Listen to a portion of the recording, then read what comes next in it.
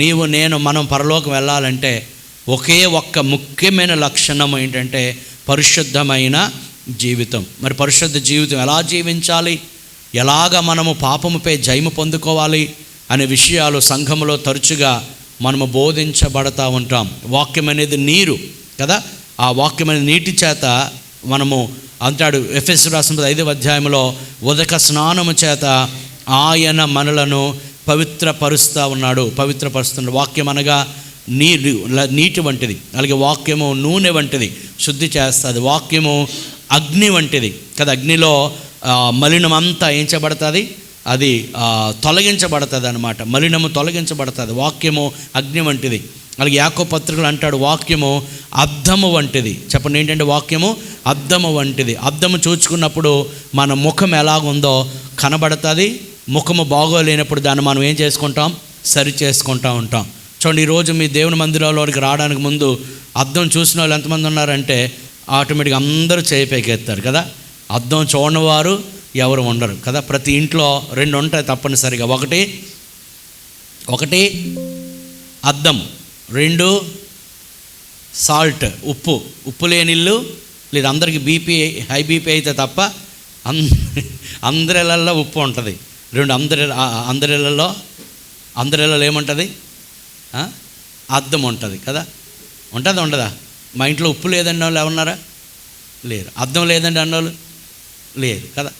మరి విచిత్రం ఏంటంటే అద్దము వాక్యానికి సాదృశ్యం. ఉదయాన్నే లేచిన వెంటనే అద్దాన్ని చూసుకుంటాం కదా. అలాగే వాక్యం అద్దము వంటిది.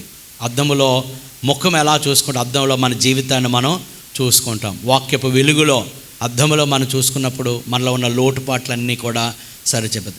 యాకోబు పత్రికలో అంటాడు, ఎవరైనా అద్దం చూసుకొని సరి చేసుకోకుండా ఎవరైనా వెళ్తారా అంటాడు. ఒకవేళ వెళితే గనక ఆ అద్దము ఉన్నా ప్రయోజనము లేదు. మీకు అర్థమవుతుందా? అలాగే వాక్యము అద్దము వంటిది. ఆ అద్దములో మన జీవితాలు చూసుకుంటాం.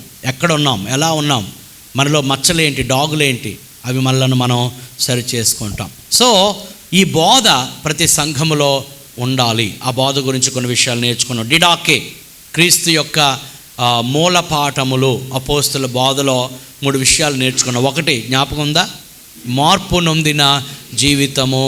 2 క్రైస్తవ విలువలు, ఆ విలువల్లో ఆత్మఫలం గురించి మనము నేర్చుకున్నాం. 3 క్రైస్తవ కుటుంబ సంబంధాలు. ఓకే, క్రైస్తవ సంబంధాల్లో 1 క్రైస్తవ కుటుంబ సంబంధాలు. మీలో చక్కగా నోట్స్ రాసుకుంటున్నారు. నోట్స్ రాసుకుని ఒకసారి మీ నోట్స్ పైకి ఎత్తండి ఒకసారి. మిగతా వారైనా మొదలెడతారు. Notes very good.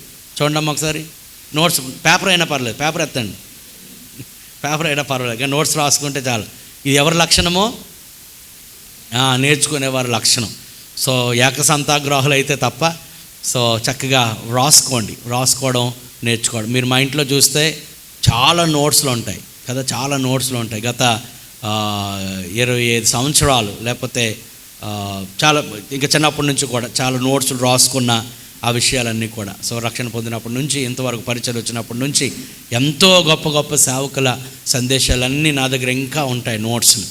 సో రాసుకోవడము అది చాలా మంచిది. అది మనం మరలా అవి చూసుకోవచ్చు, ధ్యానించవచ్చు. సరే, 3 పాయింట్లు మనం నేర్చు. 1 మార్పు నొందిన జీవితం, రిఫార్మ్డ్ కాండక్ట్. 2వది క్రైస్తవ విలువలు. 3వది క్రైస్తవ కుటుంబ సంబంధాలు. 4వది అపోస్తుల బోధలో ఉండిన 4వ విషయము క్రైస్తవ సంఘ జీవితము. క్రైస్తవ సంఘ జీవితం అనగా క్రిస్టియన్ కమ్యూనిటీ లైఫ్. ఇక్కడ కమ్యూనిటీ అని అంటే 2 అర్థాలు ఉన్నాయి. 1 సంఘము ఒక కమ్యూనిటీ అనగా సంఘము దేవుని పిల్లల సమాజం, దేవుని పిల్లల సముదాయం. అందుకంటాడు కదా, చీకటిలో నుంచి ఆశ్చర్యకరమైన వెలుగులోనికి మిమ్మల్ని పిలిచిన వాని గుణాతిశయములను ప్రచురం చేయ నిమిత్తము మీరు ఏర్పరచబడిన వంశము, రాజులైన యాజక సమూహము, పరిశుద్ధ జనము, దేవుని సొత్తైన ప్రజలు. సో మనందరము దేవుని సొత్తైన ప్రజలం, దేవునికి చెందిన వారం. సో మనం లోకములో నుంచి ప్రత్యేకించబడ్డాం. అందుకే సంఘమునకు ఉపయోగించబడిన పదము ఎక్లీషియా. చెప్పండి అందరూ, ఎక్లీషియా. ఎక్లీషియా అనగా called out people, called out, పిలువబడిన వారు. ఎక్కడ నుండి? లోకములో నుండి పిలువబడ్డారు. సో పిలువబడిన సమాజంగా మనం కూడుకుంటున్నాం, మనం దేవుని ఆరాధిస్తున్నాం, దేవుని యొక్క వాక్యాన్ని మనము ధ్యానిస్తూ ఉన్నాం. సో ఈ యొక్క సంఘములో చేర్చబడిన మనము ఆ సంఘములో మనం ఎలా ఉండాలి అనేది చాలా ఇంపార్టెంట్. చూడండి, గత వారం మనం నేర్చుకున్న కుటుంబంలో వ్యక్తులు ఎలా ఉండాలి మీకేమో జ్ఞాపకం ఉందా? కుటుంబంలో ఎవరెవరు ఉన్నారు? భర్త, భార్య, పిల్లలు, ఒకవేళ తల్లిదండ్రులు అయితే తల్లిదండ్రులు కదా. ఇదంతా కుటుంబంలో ఉండే వ్యక్తులు అన్నమాట. అలాగే కుటుంబాల్లో ఉన్నవారే మళ్ళీ ఎక్కడికి వచ్చారు? సంఘాల్లో ఉన్నారు, సంఘములో ఉన్నారు. గత వారం మీకు ఒక పిక్చర్ చూపించాను. ఎవరికి జ్ఞాపకం ఉందా? ఎవరికి జ్ఞాపకం ఉందా? Very good. అందులో ఏమున్నది? కుటుంబముల కుటుంబమే సంఘము. బలమైన కుటుంబాలు బలమైన సంఘాన్ని కడతాయి, బలహీన కుటుంబాలు బలహీన సంఘాన్ని కడతాయి. ఏది బలమైన కుటుంబము? ఆ కుటుంబములో ఉన్న వ్యక్తులు తమ తమ బాధ్యతలను చక్కగా నిర్వహించినప్పుడు, భార్య భర్తకు లోబడినప్పుడు, భర్త భార్యను ప్రేమించినప్పుడు, పిల్లలు తల్లిదండ్రులకు లోబడినప్పుడు, తల్లిదండ్రులు ముఖ్యంగా తండ్రులు ప్రభు యొక్క శిక్షలోనూ బోధలోనూ తమ పిల్లలను పెంచినప్పుడు అది బలమైన కుటుంబం. అలాగే సంఘమునకు వచ్చేటప్పటికి రకరకాల మనుషులు ఉన్నారు. ఇది కూడా ఒక కుటుంబమే. ఇది పెద్ద కుటుంబం. చెప్పండి అందరూ, సంఘం అనగా చెప్పండి కొంత, సంఘం అనగా దేవుని కుటుంబము. చూడండి, గమనించి, మనకు ఒక కుటుంబం ఉన్నది, మీకు ఒక కుటుంబం ఉన్నది, నాకు ఒక కుటుంబం ఉన్నది. అలాగే మనం అందరం ఇక్కడికి వచ్చామో ఈ సంఘం అనేది ఒక కుటుంబము. గమనించాలి, సంఘము అని అంటే బిల్డింగ్ కాదు. గమనించాలి, ప్రభు వచ్చినప్పుడు ఈ బిల్డింగ్ వెళ్ళదు, లేకపోతే ఈ కట్టడంలో ఉన్న ఏ వస్తువు కూడా ఎత్తబడదు. బిల్డింగ్కి మనం ఎక్కువ ప్రాధాన్యత ఇవ్వవలసిన అవసరం లేదు. గమనించాలి, ఆరాధన చేసుకోవడానికి, సహవాసం చేసుకోవడానికి, లేకపోతే అనేక మందికి తర్ఫీదు ఇవ్వడానికి ఒక బిల్డింగ్ అవసరం అవ్వచ్చేమో కానీ మరి బిల్డింగ్ ప్రభు వచ్చినప్పుడు బయట ఎత్తబడదు. ఏది ఎత్తబడుతుంది? సంఘం ఎత్తబడదు. సంఘం అనగా దేవుని కుటుంబం. ఈ కుటుంబమునకు దేవుడే తండ్రి అయి ఉన్నాడు. దాని గురించి కొన్ని విషయాలు మనము ఆలోచన చేద్దాం. సో ఒక కుటుంబంలో వ్యక్తులు ఎలాగూ జీవించాలో, ఎలాగూ ప్రవర్తించాలో నేర్పిస్తున్నాడు అపోస్తలుడైన పౌలు. తిమోతికి రాసిన మొదటి పత్రిక 3వ అధ్యాయము 15వ వచనంలో మనం ఆల్రెడీ గత వారం మనం చదువుకున్నాము. దేవుని మందిరములో అనగా జీవము గల దేవుని సంఘములో జనులు ఎలాగో ప్రవర్తించాలో నీవు వారికి నేర్పించు. ఆ సంఘము సత్యమునకు స్తంభమును ఆధారమునై ఉన్నది అంటాడు. జీవము గల దేవుని సంఘములో జనులు. మరి సంఘం వచ్చేటప్పుడు ఎవరెవరు ఉన్నారు? మీరు అదే తిమోతికి రాసిన పత్రికలో, తీతుకు రాసిన పత్రికలో కూడా చూస్తే వృద్ధ పురుషులు ఉన్నారు, అనగా వయస్సు మళ్ళిన వారు ఉన్నారు, వృద్ధాప్యులు ఉన్నవారు, ముసలివారు ఉన్నారు, వృద్ధ పురుషులు ఉన్నారు, వృద్ధ స్త్రీలు ఉన్నారు, అనగా ఏమంటే వయసు మీరుతో ఉన్న ముదిమి వయసులో ఉన్న వృద్ధ స్త్రీలు, పెద్ద స్త్రీలు ఉన్నారు. అలాగే యవ్వన పురుషులు ఉన్నారు, యవ్వన స్త్రీలు ఉన్నారు కదా. అందుకే మనందరం ఏంటి? ఒక కుటుంబం. అందుకే అపోస్తలుడు పౌలు అంటాడు, సంఘములో ఉన్న పెద్దలను తండ్రులని కదా, వృద్ధ పురుషులను తండ్రులని, వృద్ధ స్త్రీలను తల్లులని, యవ్వన పురుషులను అన్నదమ్ములని, యవ్వన స్త్రీలను అక్క చెల్లెండ్రని పిలవమన్నాడు. అలాగా చూడమన్నాడు. మీకు అర్థమవుతుందా? పవిత్రమైన మనస్సుతో అన్నదమ్ములను అక్క చెల్లెండ్రని పిలుచుకోండి అన్నాడు. అందుకే మనందరము మామూలుగా చూస్తే వేరు వేరు తరగతులకు, వేరు వేరు స్థాయిలకు మనం చెందిన వారమైన మన సంఘంగా కూడుకున్నప్పుడు మనందరం ఎవరమే? అన్నదమ్ములము, అక్క చెల్లెళ్ళమే. దేవుని స్తోత్రం కలుగునుగాక. Hallelujah. We are brothers and sisters in Christ. క్రీస్తు ద్వారా. అంటే ఒక కుటుంబంలో ఎలాగైతే మనము కలిసి మెలిసి అన్నదమ్ములు అక్క చెల్లెండ్రుగా ఉంటామో సంఘంలోనికి వచ్చేటప్పుడు కూడా ఆ రీతిగా ఉండాలి. పిల్లలు గమనించండి, ఇప్పటికి కూడా మరి ఏమంటాము క్రైస్తవులు అని అంటే ఏదో ఒక జస్ట్ అలా మందిరానికి వెళ్ళి వచ్చేయడమే అనుకుంటున్నారు. కాదు. మందిరానికి వెళ్ళి రావడం కాదు, సంఘముగా కలిసి నివసించడం అంటే కేవలము ఈ రోజుతో సంబంధం పోలేదు. మీరు ఒకవేళ దేవుని మందిరానికి వస్తే ఎన్ని గంటలు ఉంటున్నారు చెప్పండి? 3 గంటలు. కొంతమంది 2, కొంతమంది 1 గంటే. మొత్తం మీద 3 గంటలు. సో అక్కడితో అయిపోయిందా? కాదు. సంఘముతో సంబంధము ఎప్పుడెప్పుడు ఉండాలి అంటే సంబంధం కలిగి ఉండాలి. అంటే 24/7 మన వారితో సంబంధం కలిగి ఉండాలి. చూడండి, కుటుంబంతో మనకి ఎప్పుడెప్పుడు సంబంధం అంటే ఒకవేళ దూరంగా ఉన్నా కుటుంబంతో మనకేమున్నది చెప్పండి? సంబంధం ఉన్నది. ఎంతకాలం? వెరీ గుడ్, బాగా చెప్తా. జీవితాంతం. అది ఒక కుటుంబం. మీకు అర్థమవుతుందా? అలాగే సంఘములో మనం ఉన్నాం. ఈ సంఘం అనే కుటుంబంతో మన సంబంధం ఎంతవరకు? జీవితాంతం. ఎంతవరకు? మరొకరు చెప్పాలంటే ప్రభువు వచ్చినంత వరకు, లేదా మనం పోయేటంత వరకు. అది కుటుంబం అండి, అది కుటుంబం. సంఘం అంటే ఈజ్ నాట్ జస్ట్ బిల్డింగ్, అది ఒక కట్టడం కాదు. చర్చికి వెళ్తున్నానంటే చర్చికి వెళ్తున్నారు, వెరీ గుడ్ కదా. చర్చికి వెళ్ళడం కాదు, సంఘములో మనము ఉంటూ ఆ కుటుంబ ప్రాధాన్యత మనం ఇవ్వాలి. అందుకే మెగా చర్చెస్లో పెద్ద పెద్ద సంఘాలు అని ఏవైతే పిలవబడుతున్నాయో అందులో కుటుంబ వాతావరణము ఉండదు. ఆ పక్కన ఉన్న కూర్చున్న వారి పేరే తెలియదు. ఇక్కడ ఆల్మోస్ట్ మీ పక్కన ఉన్న వారు మీకు తెలుస్తూ ఉంటుంది, తెలుసా? మీ పక్కన ఉన్న మీ అమ్మ నాన్న కాకపోతే, మీ అమ్మ నాన్న ఎందుకు తెలియదు మీకు, వాళ్ళ గురించి అంటలేదు. వేరే సహోదరు అంటే మన సంఘం ఉన్న సహోదరులు ఆటోమేటిక్గా మనకి తెలుస్తుంది. కానీ పెద్ద పెద్ద సంఘాలు అని పిలువబడుతున్న మెగా చర్చెస్లో ఈ సంబంధములు ఉండవు. ఎలాగంటే చివరికి పాస్టర్ గారికి విశ్వాసికి కూడా ఎవరో తెలియదు, అలాగే తోటి సహోదరులు కూడా ఎవరెవరో తెలియదు. మీకు అర్థమవుతుందా? అంచేత ఈ మనసులో నుంచి ఈ ఆలోచన పోవాలి. చాలా పెద్ద సంఘానికి వెళ్ళామండి, పెద్ద చర్చికి చూసామండి, అక్కడ ఒక ఫోటో కూడా తీసుకున్నామండి అంటే దానివల్ల ఉపయోగం ఏమీ లేదు. ఎందుకంటే the church must function as the family. దాని స్తోత్రం కలుగును గాక. అంటే సంఘం ఎలా ఉండాలి? ఒక కుటుంబముగా ఉండాలి. ఆది కాలంలో పెద్ద పెద్ద మెగా చర్చెస్ లేవు. పెద్ద మెగా చర్చెస్ లేవు. మెగా అంటే ఏంటి?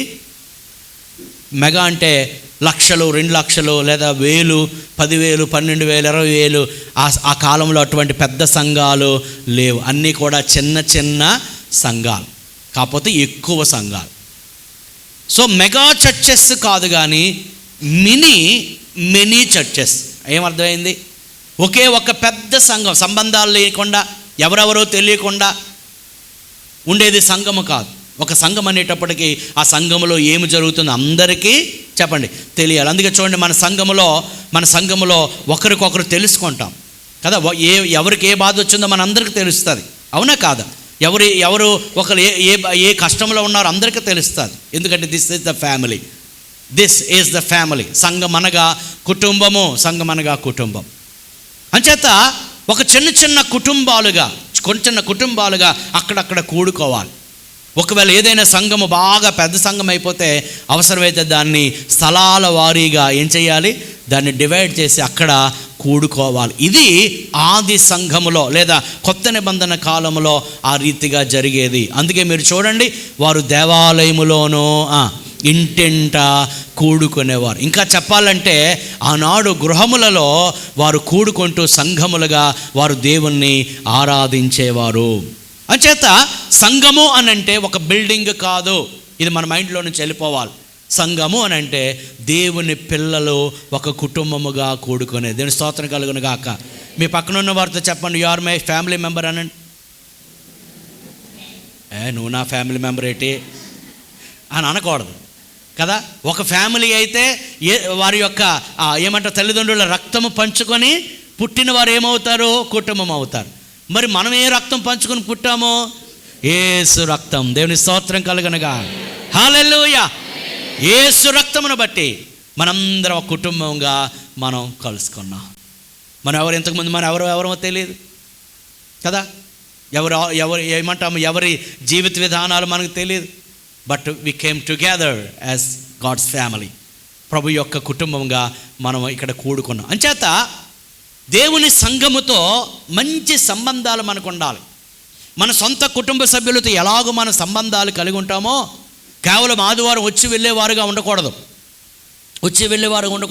ఒకవేళ అలా వచ్చి వెళ్ళేవారుగా ఉంటే మనకు చెప్పాలని అన్యులకి మనకు తేడా లేదు, వారు కూడా వెళ్తారు వస్తారు. కానీ కుటుంబం అనే కాన్సెప్ట్ క్రైస్తవ విశ్వాసంలో ఉన్నది. దేవుని స్తోత్రం కలుగునుగా.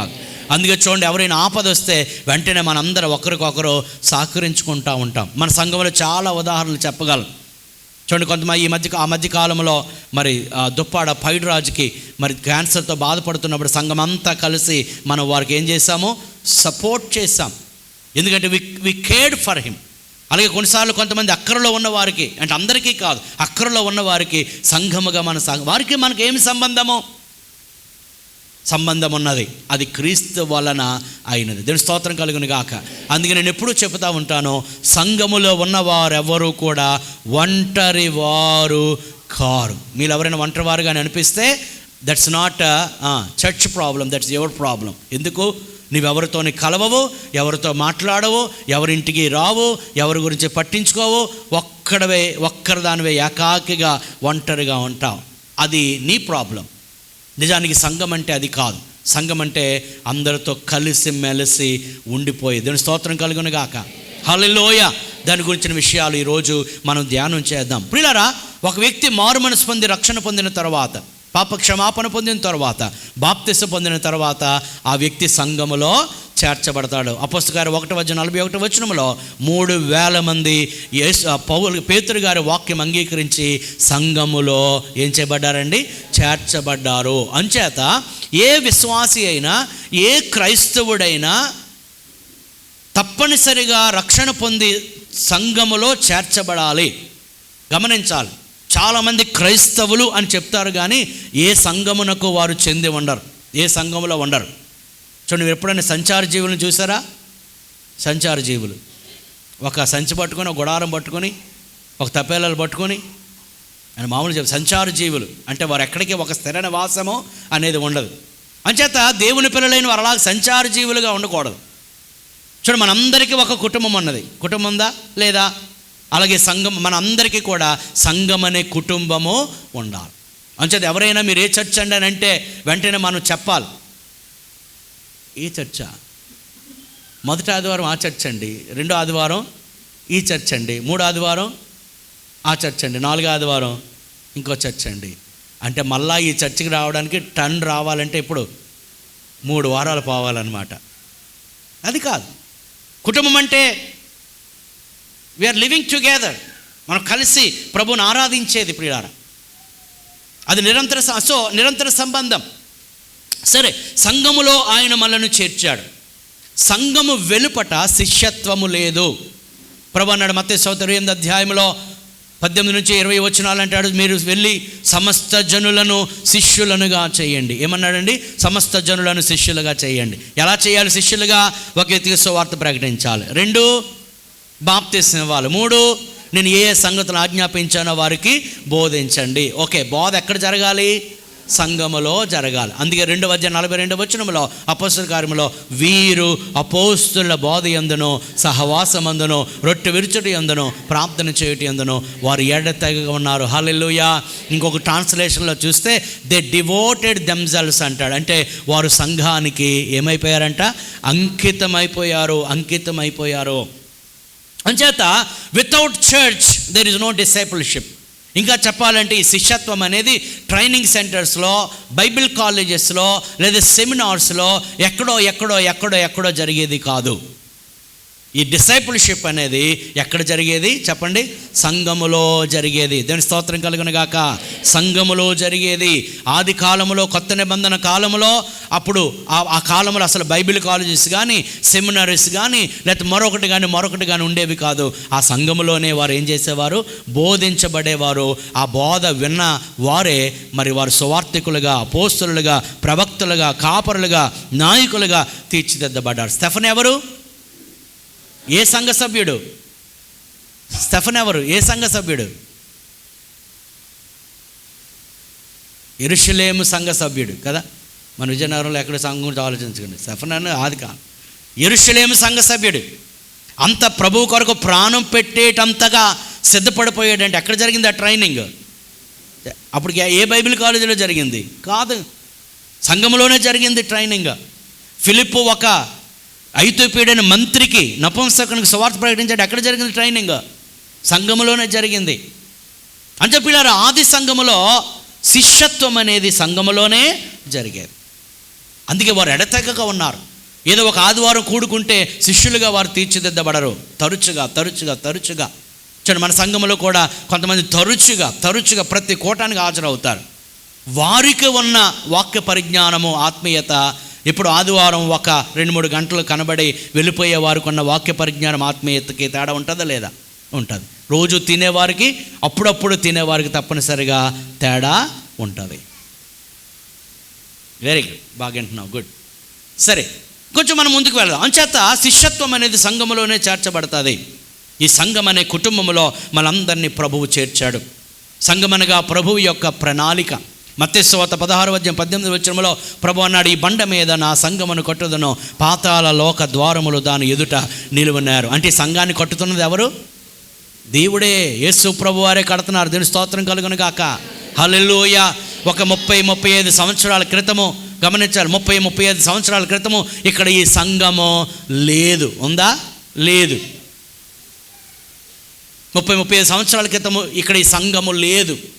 ఈ సంఘము దైవజనుల ద్వారా ఇది స్థాపించబడింది. మా తండ్రి గారి ద్వారా ఈ సంఘము స్థాపించబడింది కదా. స్థాపించబడిందా లేదా? స్థాపించబడింది. ఈ సంఘం ఇప్పుడు ఏమవుతుంది? క్షేమాభివృద్ధి చెందుతూ ఉన్నది. అయితే ఈ సంఘము ఎవరిది? దేవుడు, క్రీస్తుది. ఈ సంఘాన్ని కడుతున్నది ఎవరు? క్రీస్తు. దేవుడు సేవకులుగా మమ్మల్ని వాడుకోవచ్చు, మేము కూడా నిమిత్త మాత్రమే, మేము కూడా ప్రభు చేతిలో ఒక సాధనములు మాత్రమే. దేవుడు ఏం చెప్పమంటే అది చెప్పడం, ఏది చేయమంటే అది చేయడం.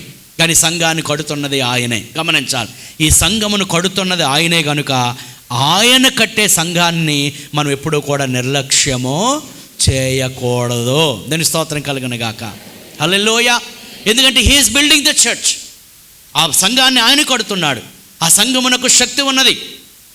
అందుకన్నాడు, పాతాళ లోక ద్వారములు దాని ఎదుట నిలువనారు. సంఘమును పాడు చేయాలని ఎంతోమంది చక్రవర్తులు, రాజులు, గొప్ప గొప్ప అధికారులు ప్రయత్నాలు చేస్తూ వచ్చారు సంఘాన్ని, అనగా సార్వత్రిక సంఘాన్ని పాడు చేయాలని. కానీ సంఘం పాడైపోయిందా? వారు ఎంతగా సంఘం లేకుండా చేద్దాం అనుకుంటున్నారో అంతగా ఎక్కడ పడితే అక్కడ సంఘాలు వృద్ధి చెందుతున్నాయి. దీని స్తోత్రం కలుగునుగా. హల్లెలూయా. నాన్నగారు చాలా సంవత్సరాల క్రితము ఈ విజయనగరం వచ్చినప్పుడు సంఘాలు, చర్చెస్ అక్కడ ఇక్కడ ఉండేవి. కానీ సంవత్సరాలు చూస్తే ఇప్పుడు విజయనగరం నుండి ఎక్కడ చూసినా వీధికి 1-2, అవసరమైతే 2-3 సంఘాలు ఉంటున్నాయి. ఈ సంఘాలన్నీ కడుతున్నది ఎవరు? దేవుడు. సో ఆ సంఘము పట్ల ఆయనకు ఒక ప్రణాళిక ఉన్నది. ఎఫెసీ పత్రిక 3:8-11 మనం గమనిస్తే పిల్లరా, అక్కడ అంటాడు, దేవుడు తన నిత్య సంకల్పము చొప్పున, చదవండి అది 3:8-11. దేవుడు మన ప్రభువు అయిన క్రీస్తు యేసునందు చేసిన నిత్య సంకల్పము చొప్పున పరలోకములో ప్రధానులకును అధికారులకును సంఘము ద్వారా తన యొక్క నానా విధమైన జ్ఞానము ఇప్పుడు తెలియబడవలెనని ఉద్దేశించి. దేవుని స్తోత్రం కలుగును గాక. దేని ద్వారానండి? సంఘము ద్వారా, త్రూ ద చర్చ్. గత వారం కూడా మనం నేర్చుకున్న, సంఘము లేకపోతే దేవుడు ఎవరో ప్రపంచానికి తెలియదు. దేవుని నానా విధమైన జ్ఞానం, దేవుని సత్యం, దేవుని నీతి, దేవుని యథార్థత, దేవుని పరిశుద్ధత, దేవుని మంచితనం, దేవుని గొప్పతనం, దేవుని ప్రేమ, ఈ స్వభావ లక్షణాలన్నీ ప్రపంచానికి తెలియాలి అని అంటే భూమి మీద దేవుడు ఏర్పరచుకున్న ఒక అద్భుతమైన వ్యవస్థ దేవుని సంఘం. దేవుని స్తోత్రం కలుగును గాక. అంచేత ఈ సంఘమును ఎవరు కూడా నిర్లక్ష్యము చేయకూడదు. ఈ సంఘమును ఎక్కడో మన లిస్టులో లాస్ట్లో పెట్టకూడదు.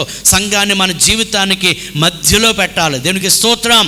So the church should be centre into our life. మన జీవితంలో ఆ యొక్క సంఘము మధ్యలో కేంద్రముగా ఉండాలి. ఎందుకనంటే ఈ సంఘము పట్ల దేవునికి నిత్య సంకల్పం ఉన్నది. గమనించాలి, ఆదాము అవ్వలు పాపం చేసినప్పుడు అనుకోలేదు దేవుడు, వీరు పాపం చేశారు కాబట్టి ఇప్పుడు సంఘాన్ని కడదామని అనుకోలేదు. సంఘమును గురించిన ప్రణాళిక జగత్తు పునాది వేయబడకముందే, ఎఫెసీయులకు రాసిన పత్రిక 1వ అధ్యాయం చదువుతాము, జగత్తు పునాది వేయబడకముందే సంఘమును గురించి దేవుడు ఆలోచన చేశాడు. దేవుని స్తోత్రం కలుగును గాక. సేవకులముగా కొన్ని సంవత్సరాల క్రితం ఒకవేళ అనుకొని ఉండొచ్చు ఇక్కడ సంఘము కట్టాలని, కానీ ఇక్కడ సంఘము ఉండాలని చెప్పండి. దేవుడు జగత్తు పునాది వేయబడకముందే ఆయన కోరుకున్నాడు. అటువంటి సంఘములో నిన్ను నన్ను మనందరినీ చేర్చి ఒక కుటుంబముగా కలిసి ఉండమన్నాడు. తిమోతికి రాసిన మొదటి పత్రిక 3వ అధ్యాయం 15 ఆల్రెడీ ఇందాక మనం చూసాము, సంఘము సత్యమునకు స్తంభమును ఆధారమునై ఉన్నది. నేను ఎందుకు సంఘములో మంచి సంబంధాలు ఉండాలని చెప్పడానికి ప్రయత్నం చేస్తున్నాను. దానికి ముందుగా అసలు సంఘం అంటే ఏంటో మనం చూస్తున్నాం. సంఘం అనగా సత్యమునకు స్తంభమును ఆధారమునై ఉన్నది. అనగా సత్యము ప్రపంచానికి తెలియాలంటే ఆధారం ఏంటి చెప్పండి? సంఘం. హల్లెలూయా. అది స్తంభమును ఆధారమై ఉన్నది. గత వారం ఒక పిక్చర్ చూపించాను. ఆ స్తంభంలో ఇటుకలన్నీ ఒక కుటుంబాలతో సమానము. ఆ కుటుంబములో మీవి నా కుటుంబంలో మనందరం కలిసి ఒక పెద్ద కుటుంబంగా ఉన్నాం. దీని స్తోత్రం కలుగును గాక. అంచేత కుటుంబాలు బాగుంటే సంఘం బాగుంటుంది, సంఘము బాగుంటే ఆ సంఘము ద్వారా దేవుని సత్యము ప్రపంచానికి వెళ్తుంది. చూసారా మన కుటుంబానికి సంఘానికి ఎంత సంబంధం ఉన్నదో. సరే, సంఘము గురించి ఆలోచన చేస్తే నెంబర్ 1 ఎఫెసీయులకు రాసిన పత్రిక 2వ అధ్యాయం 19 నుంచి 22 వచనాలు చదువుదామండి. కాబట్టి మీరిక మీదట పరజనులను పరదేశులునై ఉండక పరిశుద్ధులతో ఏకపట్టణస్థులను దేవుని ఇంటివారునై ఉన్నారు. క్రీస్తు యేసే ముఖ్యమైన మూలరాయి ఉండగా అపోస్తలులను ప్రవక్తలను వేసిన పునాది మీద మీరు కట్టబడి ఉన్నారు. ప్రతి కట్టడమును ఆయనలో చక్కగా అమర్చబడి ప్రభువునందు పరిశుద్ధమైన దేవాలయమగుటకు చూడండి పరిశుద్ధమైన దేవాలయమగుటకు వృద్ధి పొందుచున్నది. ఆయనలో మీరు కూడా ఆత్మ మూలముగా దేవునికి నివాస స్థలమై ఉండుటకు కట్టబడుచున్నారు. దేవుని స్తోత్రం కలుగును గాక. సంఘం అనగేంటి? దేవుడు నివసించే చోటు. ఆనాటి కాలంలో, పాత నిబంధన కాలంలో గమనించాలి. పాత నిబంధన కాలంలో ఆయన ప్రత్యక్ష గుడారములోనికి ఎలాగైతే ఆయన అప్పుడప్పుడు దిగి వచ్చేవాడో, అప్పుడప్పుడు దిగి వచ్చేవాడు, ఆయన దర్శనమిచ్చేవాడు ప్రజలకి. ఇప్పుడు అన్నాడు కొత్త నిబంధన కాలంలో ఆయన నివసించే చోటు సంఘమే. దేవుని స్తోత్రం కలుగును గాక. చూడండి, సంఘమంతి మందిరంలో ఉన్నామనుకోండి, ఆయన ఎక్కడ ఉంటాడు? ఆయన ఇక్కడ ఉంటారు. అన్నది ఎక్కడ 2 లేదా 3 యేసు నామం వరటి కూడి ఉందరో ఆయన వారి మధ్య ఉంటారు. మనందరం ఒక ఇంట్లో కూడుకున్నాం అనుకోండి, చెప్పండి, అక్కడ దేవుడు ఉండడా? అక్కడ ఉంటాడు. చాలామంది మందిరానికే ప్రాధాన్యత ఇస్తారు. చాలామంది గృహాల్లో కంటే ప్రాధాన్యత ఎవరు కానీ గమనించాలి. మందిరములో కూడుకున్న, గృహములలో కూడుకున్న సంఘం ఎక్కడ కూడుకుంటే ఆయన అక్కడ ఉంటాడు. దేవునికి స్తోత్రం. ఎందుకంటే సంఘము ఆయన యొక్క నివాస స్థలం. అలాగే మరొక మాట చెప్తూ, అది ఒక కట్టడం అనగా మనకి అర్థం అవడం కోసం అక్కడ అంటాడు దేవాలయం. అది దేవునికి స్తోత్రం కలుగును గాక. దేవాలయం అనే నిర్మాణం అయితే జాగ్రత్త వినాలి. భౌతిక మందిరము గురించి, ఈ కనబడే దేవాలయం గురించి, ఈ ఇటుకలు, ఈ స్తంభాలు, ఈ స్లాబ్, ఈ మందిరము గురించి అక్కడ మాట్లాడటం లేదు. దేవుని ఇల్లు. అక్కడేమన్నాడు? మీరు దేవుని ఇంటివారై ఉన్నారు. దేవుని ఇంటివారు అనగా దేవుని గృహమై ఉన్నారు. దేవుని ఇంటివారు అనగా దేవుని కుటుంబమై ఉన్నారు. దేవుని స్తోత్రం కలుగును గాక. హల్లెలూయా. అక్కడ అంటాడు అక్కడ ప్రతి కట్టడమును క్రీస్తులో అమర్చబడి, ఈ సంఘం ఎవరిలో ఉన్నది? క్రీస్తులో ఉన్నది. ఈ సంఘము, ఆలయము దేవుని క్రీస్తులో అమర్చబడి అది కట్టబడుతూ ఉన్నది అని అంటూ అక్కడ ఏమన్నాడంటే దేవాలయ మగుటకు ఏం పొందుతుందండి? వృద్ధి పొందుచున్నది. దేవుని స్తోత్రం కలుగును గాక. అందరూ దేవుని స్తోత్రం చెప్పండి. హల్లెలూయా, హల్లెలూయా. దేవాలయ మగుటకు వృద్ధి పొందుతుంది. దేవాలయం అంటే మరలా కనబడే ఈ 4 గోడల కట్టడము కాదు. జాగ్రత్త వినాలి. ఆత్మీయమైన అర్థం అక్కడ గమనిస్తే, అప్పటి కాలంలో మందిరములు వేటితో కట్టేవారు? రాళ్లతో కట్టేవారు. చూడండి, పాతకాలపు మందిరాలన్నీ, గుడులన్నీ దేంతో ఉంటాయి? రాళ్ళ మీద రాళ్ళు పేర్చి కట్టేవారు అనమాట. ఇప్పుడు పేతురు రాసిన మొదటి పత్రిక 2వ అధ్యాయము 5వ వచనం గమనించాలి. ఈరోజు మనం మాట్లాడుకుంటున్నాం క్రైస్తవ సంఘములో ఉండాల్సిన సంబంధాల గురించి మీకు చెప్తా ఉన్నాను. ఎందుకు మనం ఒకరితో ఒకరు సంబంధం కలిగి ఉండాలి అని అంటే, పేతురు రాసిన మొదటి పత్రిక 2వ అధ్యాయం 5వ వచనం, యేసుక్రీస్తు ద్వారా దేవునికి అనుకూలమునగు ఆత్మ సంబంధమైన బలులను అర్పించుటకు. చూడండి, ఆత్మ సంబంధమైన బలులను అర్పించుటకు పరిశుద్ధ యాజకులుగా ఉండునట్లు మీరు సజీవమైన రాళ్ల వలె. చూడండి, మీరు సజీవమైన రాళ్ల వలె ఉండి ఆత్మ సంబంధమైన మందిరముగా కట్టబడుచున్నారు. మీరు అంటే ఎవరితో మాట్లాడుతున్నాడు పేతురు? చెప్పండి, అర్థమైతే సంఘముతో. వెరీ గుడ్, మీరు బాగా అర్థం చేయండి. సంఘముతో. దేవాలయము మామూలుగా భౌతికమైన దేవాలయము, భౌతికమైన మందిరము మామూలు రాళ్లతో కట్టబడతాది. మీకు అర్థమవుతుందా? కానీ అక్కడ ఏమన్నాడు? ఆత్మ సంబంధమైన మందిరం అనగా ఏంటి? సంఘం. Very good. ఆత్మ సంబంధమైన మందిరం. ఇప్పుడు భౌతికమైన మందిరం కట్టబడాలంటే ఏముండాలి? రాళ్ళు ఉండాలి. రాళ్ళు ఒకదాని మీద ఒకటి పేర్చబడితే చక్కటి మందిరం కట్టబడుతుంది. ఇప్పుడు ఆత్మ సంబంధమైన మందిరం సంఘము కట్టబడాలంటే మళ్ళా రాళ్ళు ఉండాలి. కానీ ఏ రాళ్ళు ఇవి? సజీవమైన రాళ్ళు. దేవునికి స్తోత్రం కలుగును గాక. సజీవమైన రాళ్ళు. ఆ రాళ్ళలో జీవము లేదు. ఇవి సజీవమైన రాళ్ళు. అనగా ఎవరు? మనమే. నువ్వొక రాయి, నువ్వొక రాయి, నువ్వొక రాయి, నువ్వొక రాయి. ఈ రాళ్ళన్నీ ఒకదాని మీద ఒకదాని మీద ఒకదాని మీద ఒకటి పేర్చబడి దేవుని సంఘముగా కట్టబడుతున్నాం. దేవుని స్తోత్రం కలుగునుగాక. హల్లెలూయా. ఇప్పుడు ఈ రాళ్ళలో జాగ్రత్తగా, ఈ సజీవమైన రాళ్ళుగా దేవుని ఆత్మ సంబంధమైన మందిరం సంఘం కట్టబడుతుందే, ఈ రాళ్ళలో ఏ రాయి ఇంపార్టెంట్? అది సంగతి. ఎందుకు ఇందాక చెప్పాను సంఘములో అందరితో మంచి సంబంధాలు ఉండాలని ఎందుకు చెప్పానంటే, ఆ సంఘములో ఆత్మ సంబంధమైన మందిరములో ఒక్క రాయి లేకపోయినా వెలితి అక్కడ కనబడుతుంది. రెండవది, ఆ రాయి బలంగా లేకపోయినా ఆ మందిరం కూడా ఎలా ఉంటుంది? బలహీనంగా ఉంటుంది. చూసారా దేవుడు ఎంత గొప్ప దేవుడో. ఆ సంఘమని ఆత్మ సంబంధమైన మందిరంలో నీవు ఒక రాయిగా ఉండాలనుకున్నాడు. దేవునికి స్తోత్రం కలుగునుగాక. హల్లెలూయా. అయితే ఇక్కడ గమనించాలి, చాలా లోతైన విషయాలు నేర్చుకోవచ్చండి. ఇంతకుముందు రాయి ఎక్కడుండేది? ఒక ఇల్లు కట్టాలంటే రాళ్ళు ఇవన్నీ ఎక్కడుంటాయి? ఎక్కడో ఉంటాయి. ఆ రాళ్ళు తీసుకొచ్చి చక్కగా పేర్చి ఒక ఇల్లు లేకపోతే మందిరమో కడతారు. ఓకేనా? ఈ రాళ్ళని ఎక్కడుండేవి ఇంతకుముందు? ఏ రాళ్ళు? అదే సజీవమైన రాళ్ళు. ఏవి? మనమే. ఇంతకుముందు ఎక్కడుండే వాళ్ళమి? లోకంలో. ఆ లోకంలో ఉన్న ఆ రాళ్ళుగా ఉండే మనలను తీసుకొచ్చి చక్కగా పరిశుద్ధపరచి, అవసరమైతే ఆ రాళ్ళు పేర్చినప్పుడు మేస్త్రి ఏం చేస్తాడు? కడతాడు లేదా? చెక్కి చక్కగా ఆ మందిరంలో దాన్ని అమర్చుతాడు. దీని స్తోత్రం కలుగునుగాక. చూసారా? అందుకు కొన్నిసార్లు దేవుడు చెక్కుతాడు మనల్ని. ఎందుకంటే నువ్వు అమర్చబడాలి. ఇక్కడ అమర్చబడాలి. ఎంత అద్భుతమైన విషయాలండి. అంచేత సంఘములో ప్రతి రాయి ఇంపార్టెంట్. కొన్ని రాయిలు చిన్న రాయిలు కావచ్చు. మీరు ఎప్పుడైనా ఒక మందిరం, ఒక రాళ్లతో కట్టబడిన ఏదైనా ఒక దేవాలయం చూడండి, అన్ని రాళ్ళు ఒకలాగా ఉండవు. కొన్ని రాళ్ళు పెద్ద ఉంటాయి, కొన్ని రాళ్ళు చిన్న ఉంటాయి, కొన్ని రాళ్ళు ఇంకా చిన్న ఉంటాయి. కానీ ఆ చిన్న రాయి కూడా అవసరం. మీరు స్తోత్రం కలుగునుగా. అందుకే సంఘములో బలహీనులు ఉంటారు, సంఘములో భేదవారు ఉంటారు, సంఘములో చదువు లేని వారు ఉంటారు. వీరందరూ ఇంపార్టెంటేనండి. ఏ సంఘములో కూడా ధనవంతులు మాత్రమే కాదు, భేదవారు కూడా ఇంపార్టెంటే. భేదవారు కూడా ఇంపార్టెంటే. అందుకే సంఘములో ఈ తారతమ్యాలు ఉండకూడదు, ఈ తారతమ్యాలు రాకూడదు. ఎందుకంటే ఎవ్రీ స్టోన్ ఈజ్ ఇంపార్టెంట్ అండి. ఎంత గొప్ప విషయం. అంచేత రాళ్ళు ఒకదాని మీద ఒకటి పేర్చబడినట్లు దేవుడు మనల్ని సంఘములో మనల్ని చేర్చాడు. అప్పుడు ఆ సంఘముగా దేవుడు మనల్ని ఏం చేస్తున్నాడు? కడుతున్నాడు. దేవునికి స్తోత్రం కలుగునుగాక.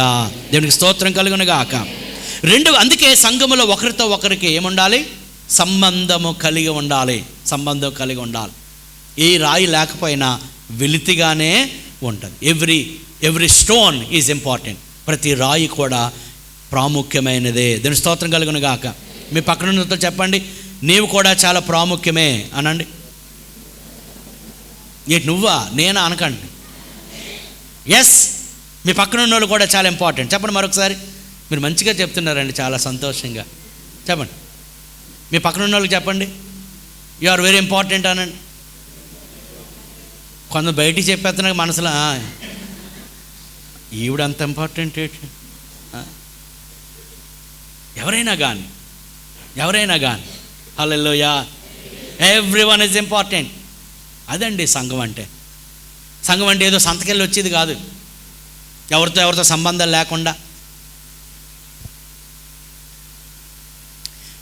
ఎవరితో సంబంధం లేకుండా, అది ఏమంటారు సంతకెళ్ళి వచ్చేది కాదు. సంఘం అంటే everyone is important. We must know each other. అది ఒకటి. రెండవది, సంఘం అనగా ఇది పరలోక ద్వారం. పరలోకానికి వెళ్ళడానికి ఇది దేవుడు ఏర్పరచుకున్న ద్వారం. ఆదికాండము 28 అధ్యాయం 16-17 వచనాలు. ఆదికాండం 28 అధ్యాయం 16-17 వచనాలు. ఎవరైనా త్వరగా చదవండి. యాకోబుకి ఒక కళ వచ్చింది. ఆ కళలో ఒక నిచ్చెన కనబడుతుంది. ఆ నిచ్చెన మీద దేవదూతలు కిందకి మీదకి ఎక్కి దిగుతూ వస్తూ ఉన్నారు కదా. ఆ కళను చూసిన తరువాత యాకోబు చాలా భయపడ్డాడు. అప్పుడు అన్నాడు, ఇది నిజముగా దేవుడు నిల్చుండే స్థలం, ఇది దేవుని నివాసం ఉండే స్థలం, ఇది అతి భయంకరంగా కనబడుతుంది. భయంకరం అనగా ఆ మహిమతో నింపబడింది. ఇక్కడ ఇది నిజంగా దేవుని సన్నిధి ఉన్న దేవుని మహిమ ఉన్నదని చెప్తాడు. చదవండమ్మా 16-17 వచనాలు. యాకోబు నిద్ర తెలిసి నిశ్చయముగా యెహోవా ఈ స్థలమందున్నాడు. నిశ్చయముగా యెహోవా ఈ స్థలమందున్నాడు. అది నాకు తెలియకపోయిన అనుకొని భయపడి ఈ స్థలము ఎంతో భయంకరము. ఈ స్థలము ఎంతో భయంకరము. ఇది దేవుని మందిరమే గాని వేరొకటి కాదు. దేవుని మందిరమే గాని వేరొకటి కాదు. పరలోకపు గవిని ఇదే అనుకొనెను. పరలోకపు గవిని ఇదే. దేవుని స్తోత్రం కలుగును గాక. ఏమన్నాడు యాకోబు? దేవుని మందిరం అనగా పరలోకపు గవిని. గవిని అనగా గేట్. గవిని అంటే ఏంటి? గేట్ అనగా ద్వారం. చూడండి, మందిరంలో రావడానికి మీకు అక్కడ ద్వారం ఉన్నది. ఆ ద్వారంలో నుంచి మీరు ఈ మందిరంలోనికి వచ్చారు, అవునా? అలాగే పరలోకానికి వెళ్ళాలంటే ఒక గేట్ ఉంది. పరలోకం వెళ్ళడానికి ఒక గవిని ఉన్నది. ఆ గవిని అక్కడ ఏమన్నాడు? దేవుని మందిరం. మరి కొత్త నిబంధన ప్రకారం దేవుని మందిరం అంటే జస్ట్ 4 గోడలు కాదు కదా. చెప్పండి, దేవుని మందిరం అంటే సంఘం. వెరీ గుడ్, దేవుని సంఘం. అంటే పరలోకం వెళ్ళాలి అని అంటే నీవు దేని ద్వారా వెళ్ళాలి? సంఘము ద్వారా మాత్రమే పరలోకానికి వెళ్ళాలి. దేవుని స్తోత్రం కలుగును గాక. అందుకే నువ్వు సంఘంలో ఉండాలి. ఎంతమందికి అర్థమైంది పాయింట్? Very good. అందుకే సంఘంలో చాలామంది సంఘాన్ని చాలా నిర్లక్ష్యం చేస్తారు. కాదు, ప్రభు రెండోసారి వచ్చినప్పుడు కూడా దేనికోసం రాబోతున్నారు? సంఘం కోసం రాబోతున్నారు. అంటే సంఘం యొక్క ప్రాముఖ్యత గమనించాలి. This is the gate of haven. అందుకే 3000 మంది రక్షణ పొంది ఎక్కడికి వెళ్ళారు? 3000 రక్షణ మంది సంఘములో చేర్చబడ్డారు. ఎంత ప్రాముఖ్యత అంటే యేసు ప్రభువు ద్వారా తప్ప మనకి ఎలాగ రక్షణ లేదో ఆయన అన్నారా? నేనే మార్గము, నేనే సత్యము, నేనే జీవమునై ఉన్నాను, నా ద్వారా తప్ప ఎవడనో తండ్రి యొద్దకు పరలోక రాజ్యానికి వెళ్ళలేడు. అది ఎంత 100% సత్యమో, అది ఎంత ప్రాముఖ్యమో, సంఘము ద్వారా తప్ప ఎవరునూ పరలోక రాజ్యానికి వెళ్ళలేరు. అంచేత సంఘం అనగా పరలోకపు గవిని. 3వది సంఘం అనగా వధువు సంఘం. వధువు, క్రీస్తు యొక్క వధువు, పెండ్లి కుమార్తె, పెండ్లి కుమారుని కొరకు మనం సిద్ధపడుతున్నాం. ఆయన మధ్యాకాశానికి రాబోతూ ఉన్నాడు పెండ్లి కుమారునిగా. మధ్యాకాశములో గొర్రె పిల్ల వివాహోత్సవము అక్కడ జరపబడబోతుంది. దేవుడి స్తోత్రం కలుగును గాక. మరి వధువైన సంఘము సిద్ధపడుతుంది. ఇక్కడ కూడా కలెక్టివ్గా వధువు అని అంటే it's not a single braid. సంఘం అంతటిని ఏమంటున్నారు చెప్పండి? సంఘం అంతటిని కలిపి ఏమన్నాం? వధువు అన్నాం. అందరూ చెప్పండి, సంఘం అంతటిని కలిపి ఏమన్నాం? వధువు అన్నాం. అంటే సంఘములో నీవు ఉంటేనే కలెక్టివ్గా పెండ్లి కుమార్తెగా, వధువుగా నువ్వు సిద్ధపరచబడతావు. ఎవరిని ఎదుర్కోవడానికి? మన ప్రభువు అయిన యేసుక్రీస్తు, పెండ్లి కుమారుడైన యేసుక్రీస్తును ఎదుర్కోవడానికి మనం సిద్ధపడతాం. తర్వాత ఎఫెసీయులకు రాసిన పత్రిక 1:23 వచనంలో, ఎఫెసీయులకు రాసిన పత్రిక 1:23 వచనంలో సంఘమనగా ఏమిటి? సంఘములో ఎందుకు మన సంబంధములు మంచిగా కలిగి ఉండాలి? చదవండమ్మా. ఆ సంఘము ఎఫెసీయులకు రాసిన పత్రిక 1వ అధ్యాయము 23వ వచనమ్మా. ఆ సంఘము ఆయన శరీరము సమస్తమును పూర్తిగా నింపుచున్న వాని సంపూర్ణత అయి ఉన్నది. హల్లెలూయా. తర్వాత సంఘం అనగా క్రీస్తు యొక్క శరీరము. సంఘం అనగా ఏంటండి? క్రీస్తు శరీరం. ఈ శరీరము నాకు శిరస్సు యేసు ప్రభువే. చూడండి 22వ వచనం, మరియు సమస్తమును ఆయన పాదముల కింద ఉంచి సమస్తమును పైన ఆయనను సంఘమునకు శిరస్సుగా నియమించి. సంఘానికి శిరస్సు. చూడండి, ఒక బాడీ తీసుకోండి, ఒక మనిషి యొక్క శరీరం గురించి మీ ఎదురుగా మీరు పెట్టుకుంటే శిరస్సు కదా, తల ఎవరు? క్రీస్తు. Very good. ఈ మొండెము, ఈ బాడీ అంతా ఎవరు? సంఘం. మీకు అర్థమవుతుందా? మొండెము లేకుండా ఈ ఒక్క బాడీకి ఏమీ ఉపయోగము లేదు, జీవము లేదు, పనికి రాదు. మీకు అర్థమవుతుందా? అలాగే శిరస్సు ఒకటే ఉంటే దానివల్ల కూడా ఉపయోగం లేదు. అందుకే అక్కడ అద్భుతంగా రాశాడండి. సంఘము ఆయన శరీరము. 23వ వచనం, సమస్తమును పూర్తిగా నింపుచున్నవాని సంపూర్ణత అయిన దేవుని స్తోత్రం కలుగునుగా. ఎంత గొప్ప విషయం తెలుసా అన్నాడు. సమస్తమును పూర్తిగా నింపుచున్నవాని సంపూర్ణత అంటే క్రీస్తునకు జరుగుతున్నారు. క్రీస్తునకు పరిపూర్ణత తీసుకొచ్చేది సంఘం. అంటే జరుగుతున్నారు, Christ is not complete without church, the church is not complete without Christ. ఎంతమందికి అర్థమవుతుంది ఇది? క్రీస్తు లేకుండా సంఘము పరిపూర్ణము కాదు, సంఘము లేకుండా క్రీస్తు పరిపూర్ణత కాదని బైబిల్లో స్పష్టంగా రాయబడి ఉన్నది. అంటే చూడండి, సంఘము క్రీస్తు ఏం చేయబడి ఉన్నారు? మిళితమై ఏకమై ఉన్నారు. We cannot separate Christ from the church and we cannot separate church from Christ. దీని స్తోత్రం కలుగును గాక. చూసారా, ఈ సంఘమునకు క్రీస్తు సంరక్షకుడై ఉన్నాడు, ఆయన పోషకుడై ఉన్నాడు, ఆయన శిరస్సు అయి ఉన్నాడు, ఆయన ప్రభువై ఉన్నాడు, ఆయన నాయకుడై ఉన్నాడు. ఈ సంఘంలో ఏ వ్యక్తికి మహిమ కలగడానికి వీలు లేదండి. చివరికి సంఘ కాపరికి కూడా మహిమ కలగడానికి వీలు లేదండి. ఈ సంఘములో క్రీస్తుకు మాత్రమే మహిమ కలగాలి. దేవుని స్తోత్రం కలుగునుగాక. ఆయన నామము హెచ్చించబడాలి, ఆయన నామము గణపరచబడాలి. మనందరము కూడా ఆయన చేత ఏర్పరచబడిన సాధనములు అన్నా. కొందరు పెద్ద రాళ్ళు కావచ్చు, కొందరు మధ్యస్థ రాళ్ళు కావచ్చు, కొంతమంది చిన్న రాళ్ళు కావచ్చు, కానీ అన్ని రాళ్ళు కూడా చెప్పండి, కొన్ని రాళ్లను పైకి పెడతాడు, కొన్ని రాళ్లను కింద పెడతాడు, కొన్ని రాళ్లను మధ్యలో పెడతాడు. ఏ రాయి ఇంపార్టెంట్? అలాగే కొంతమందిని సంఘములో నాయక స్థానంలో పెడతారు, వారు లీడ్ చేస్తారు, వారు నడిపిస్తారు, వారు బోధిస్తారు. కొంతమందిని పరిచర్య స్థానంలో దేవుడు పెడతాడు. ఎవరు ఇంపార్టెంట్? చూడండి, మొన్న ఇవన్నీ బిగించినప్పుడు రాత్రంతా కష్టపడి ఉదయం నుంచి సాయంకాలం వరకు కష్టపడి కొంతమంది పరిచర్య చేస్తారు. అది లేకపోతే మనందరూ దుమ్ముదూల్లో నుండి పాటికి. వాళ్ళు ఇంపార్టెంటే. మీకు అర్థమవుతుందా? Every one is important. అందుచేత learn to respect each other. అందుకే మనం నేర్చుకోవాలి, ప్రతి ఒక్కరికొకరు ఏం చేయాలి? గౌరవం ఇచ్చుకోవాలి. నేను ఇక్కడ వాక్యం బోధిస్తున్నంత మాత్రాన మీ అందరికంటే సుప్రీం కాదు, నేను మీ అందరికంటే సుప్రీం కాదు. నేను మీకు గౌరవం ఇవ్వాలి, అలాగే మీరు నాకు గౌరవం ఇవ్వాలి. మీ పక్కనున్న సహోదరుని కూడా నువ్వేమివ్వాలి? గౌరవం ఇవ్వాలి. పక్కన వాళ్ళు చెప్పండి, ఐ రెస్పెక్ట్ యూ అని. ఈరోజు అంత ఎవరు ఐ హేట్ యూ అంటున్నారు, కంపేస్తే ఎందుకు గత వారం వేసిన తగువై ఉంటుంది. ఐ హేట్ యూ అనకంటే అప్పుడప్పుడు అవుతుంటాయి చిన్న చిన్నవి. కుటుంబం అంతా ఉండవా? కుటుంబంతో అపార్థాలు ఉంటాయి, చిన్న చిన్న భేదాభిప్రాయాలు ఉంటాయి, అలుక్కోవడాలు ఉంటాయి, అలగడాలు ఉంటాయి, కానీ అది ఎక్కువసేపు ఉండకూడదు. మళ్ళీ ఏమవ్వాలా? పక్కన వాళ్ళు చెప్పండి, ఐ లవ్ యూ. అబ్బా అమ్మ, పొరపెట్టి యవనస్తులు గట్టు చెప్పేసుకోకండి అమ్మ, యవనస్తులు గట్టు బాయ్స్ గారు చెప్పేసుకోకండి, మీ పుణ్యం ఉంటుంది. మీ పక్కన వాళ్ళు చెప్పండి, ఐ లవ్ యూ. నేను ప్రేమిస్తున్నా, నేను గౌరవిస్తున్నా, నువ్వంటే నాకు చాలా ఇష్టం. అబ్బా, very good, very good, very good. ఎంత బాగుంది కదండి. ఇదండి ఫ్యామిలీ, ఇదండి చర్చ్ అంటే. సంఘం అంటే ఏదో అక్కడికి వెళ్ళి వచ్చేది అలా తిరిగేది కాదు. The church is God's family. Hallelujah. క్రీస్తు శరీరం, ద బాడీ ఆఫ్ క్రైస్ట్ అని చెబుతూ కొరింథీయులకు రాసిన మొదటి పత్రిక మనం వెళ్తే 12వ అధ్యాయం, కొరింథీయులకు రాసిన మొదటి పత్రిక 12వ అధ్యాయము 12 నుంచి 26 వచనాలు మనం చూస్తే అక్కడ అద్భుతమైన విషయాలు అక్కడ వ్రాయబడి ఉన్నాయి. 12వ అధ్యాయము 12 చూస్తే, ఎలాగు శరీరము ఏకమై ఉన్నను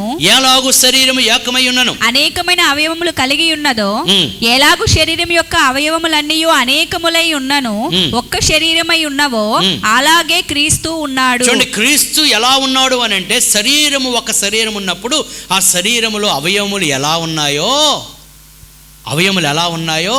అలాగే క్రీస్తు ఉన్నాడు. ఎలాగనగా యూదులమైనను, గ్రీసు దేశస్థులమైనను, దాసులమైనను, స్వతంత్రులమైనను మనందరము ఒక్క శరీరములోనికి ఒక్క ఆత్మయందే బాప్తిస్మం పొందితిమి. మనందరము ఒక్క ఆత్మను పానము చేసిన వారమైతిమి. దేవుని స్తోత్రం కలుగును గాక అంటాడు. యూదులైనను, గ్రీసు దేశస్థులైనను, దాసులైనను, స్వతంత్రులైనను. బా, ఎంత గొప్ప విషయాలండి. మనందరమును ఒక్క శరీరం. ఆ శరీరం అనగా ఎవరు? క్రీస్తు. కదా. క్రీస్తు శరీరం, సంఘం క్రీస్తు యొక్క శరీరం. ఒక్క శరీరముగా ఆయన మనల్ని చేశాడు. శరీరం ఒక్కటే అవయముగా ఉండక అనేకమైన అవయములుగా ఉన్నది. ఈ శరీరములో అనేక అవయవాలు ఉన్నాయి. ఓకే, ఇక అంటాడు, నేను చెయ్యి కాను గనుక శరీరంలోని దానిని కానని పాదము చెప్పినంత మాత్రమున శరీరములోనిది కాకపోలేదు. మరియు నేను కన్ను కాను గనుక శరీరంలోని దానిని కానని చెవి చెప్పినంత మాత్రమున శరీరంలోనిది కాకపోలేదు. శరీరం అంతయు కన్ను అయితే వినుట ఎక్కడా? అంతయు వినుట అయితే వాసన చూచుట ఎక్కడా? చూసారా? మీరు ఒకసారి ఊహించండి, శరీరం నిండా కళ్ళే ఉన్నాయనుకోండి. అఫ్కోర్స్ కొంతమంది నెత్తి మీద కళ్ళు ఉంటాయి, ఆ కళ్ళు గురించి మాట్లాడటంలే. ఓకే, మామూలు చెప్తే శరీరం అంతా కళ్ళు అనుకోండి, ఎలా ఉంటుంది ఒకసారి ఊహించండి. శరీరం నిండా ముక్కులే, నెత్తి మీద ఒక ముక్కు ఉంది అనుకోండి, స్నానం చేసిన ముక్కులో నీళ్ళు వచ్చేస్తాయి ఇంకా. అందుకే దేవుడు ఎవరిని ఏ అవయవాన్ని ఎక్కడ పెట్టాలో అక్కడ పెట్టాడు. లేకపోతే పాదం దగ్గర కళ్ళు ఉన్నాయనుకోండి, అవుతుందా? దేవుని నిర్మాణం. కళ్ళు అవసరం చెప్పండి సంజయ్ గారు, అన్నీ ఒకసారి కరెక్ట్గా చెప్తారు. అన్నీ అవసరం. ఎస్, కళ్ళు అవసరము, చెవులు అవసరము, ముక్కు అవసరము, నోరు అవసరము, నాలుగు అవసరము, చివరికి పళ్ళు కూడా అవసరం. పళ్ళు లేకపోతే అమ్మో ఇంకేమైనా ఉందా? ఒక పన్ను ఈ ముందు పన్ను ఒకవేళ ఊడిపోయినా మరి చూడలేం, మరి అవునా కాదా? అందుకే దేవుని కృపల్లో పళ్ళు కట్టించే మరి డాక్టర్ బోల్మంది ఉన్నారు. అంటే చూడండి, ఆ పన్ను కూడా అవసరం. అందుకే ఎవరు కూడా తృణీకరించబడడానికి వీల్లేదండి సంఘంలో. అందుకంటాడు, నువ్వు చెయ్యి కాదు కనుక, నువ్వు కన్ను కాదు కనుక నీవు నాకు అవసరం లేదు అని చెప్పడాలి. మీరు ఎప్పుడైనా మన శరీరం గురించి ఆలోచించండి. అన్నీ అనుసంధానం చేయబడి చక్కగా వర్కౌట్ చేస్తాయి కదా. ఉదాహరణకి కాల్లో ముళ్ళు గుచ్చుకుంటే ఫస్ట్ ఏం రెస్పాండ్ అవుతుంది? ఫస్ట్ ఏం రెస్పాండ్ అవుతుంది? నోరు ఆవా అంటావు లేదా? వెంటనే ఇంకోటి రెస్పాండ్ అవుతుంది, ఏంటి? కళ్ళల్లోంచి నీరు కారుతుంది కదా ఆ బాధకి. తర్వాత చెయ్యి రెస్పాండ్ అవుతుంది. ఏమైంది? అన్నీ అవసరమే. పాదము, కన్ను, నోరు, చెయ్యి అవసరమా లేదా? అంచేత నువ్వు చెయ్యి కాదు కనుక నువ్వు అవసరం లేదు, నువ్వు కాలు కాదు కనుక అవసరం లేదు, కన్ను కాదు అవసరం లేదు అనకూడదు. Every part of the body is important. అంచేత సంఘంలో ఎవరిని తృణీకరించకూడదండి. ఎవరిని తృణీకరించకూడదు. This the church of God, body of Christ. అందుకంటాడు, అయితే దేవుడు అవయములలో ప్రతి దానిని తన చిత్త ప్రకారము శరీరములో ఉంచెను. ఎవరుంచారు? అది సంగతి. కన్ను ఎవరుంచారు? చెవి ఎవరుంచారు? ముక్కు ఎవరుంచారు? నోరు ఎవరుంచారు? దేవుడు ఉంచాడు. చివరికి మన శరీరంలో అన్ని ఫింగర్స్ కూడా ఇంపార్టెంటే కదా. అన్ని ఫింగర్స్ ఇంపార్టెంట్, అన్ని వేళ్ళు 10 వేళ్ళు important. We cannot imagine our hands without even one single finger. చూడండి, ఒకసారి ఊహించుకొని అందరూ ఇలా పెట్టండి. Very good. ఒక వేలు లేకుండా చూసుకోండి, ఇది తీసేయండి, లేదా ఇది తీసేయండి. We cannot. ఇది కూడా అవసరమే. అమ్మో అది లేకపోతే అలాగా. అన్నీ అవసరమే కదా. ఇది అవసరం లేదా? అవునండి, వాట్సాప్లో ఇదే కాదండి, ఇప్పుడు ఇదే పని అనకండి. మాట్లాడితే ఇది పెట్టేస్తున్నారు అందరూ. ఓకే, అన్నీ అవసరం. Every part of the body is important. ఆ శరీరంలో ప్రతిదీ అవసరం. ఎందుకంటే దేవుడే చిత్త ప్రకారము శరీరంలో ఉంచి. అలాగే గమనించండి, ఇక్కడ కూర్చున్న మనందరినీ కూడా ఎవరుంచారు? ఎవరుంచారు? దేవుడు ఉంచాడు. దేవుని స్తోత్రం కలుగును గాక. హల్లెలూయా. ఎంత గొప్ప విషయాలండి. అంచేత అవన్నీ ఒక్క అవయవం అయితే శరీరం ఎక్కడ? అవయములు అనేకములైన శరీరం ఒకటే గనుక కన్ను చేతితో నీవు నాకు అక్కరలేదని చెప్పజాలదు. తల పాదముతో మీరు నాకు అక్కరలేదని చెప్పజాలదు. అంతేకాదు, శరీరం యొక్క అవయములో ఏవి మరి బలహీనములుగా కనబడునో అవి మరి అవశ్యములే. శరీరంలో కొన్ని బలహీనంగా ఉదాహరణకి ఈ కంటి రెప్పలు ఉన్నాయి కదా. ఈ కంటి రెప్పలు ఉన్నాయి, అవి చెప్పాలంటే చాలా సున్నితము, బలహీనము. అంతేనా? మరి ఆ రెప్పలు లేకుండా ఊహించండి ఒకసారి మన ఫేస్. మీరు అలాగైపోయారేటి? ఈ కంటి రెప్పలు లేకుండా ఫేస్ ఊహించండి. We cannot.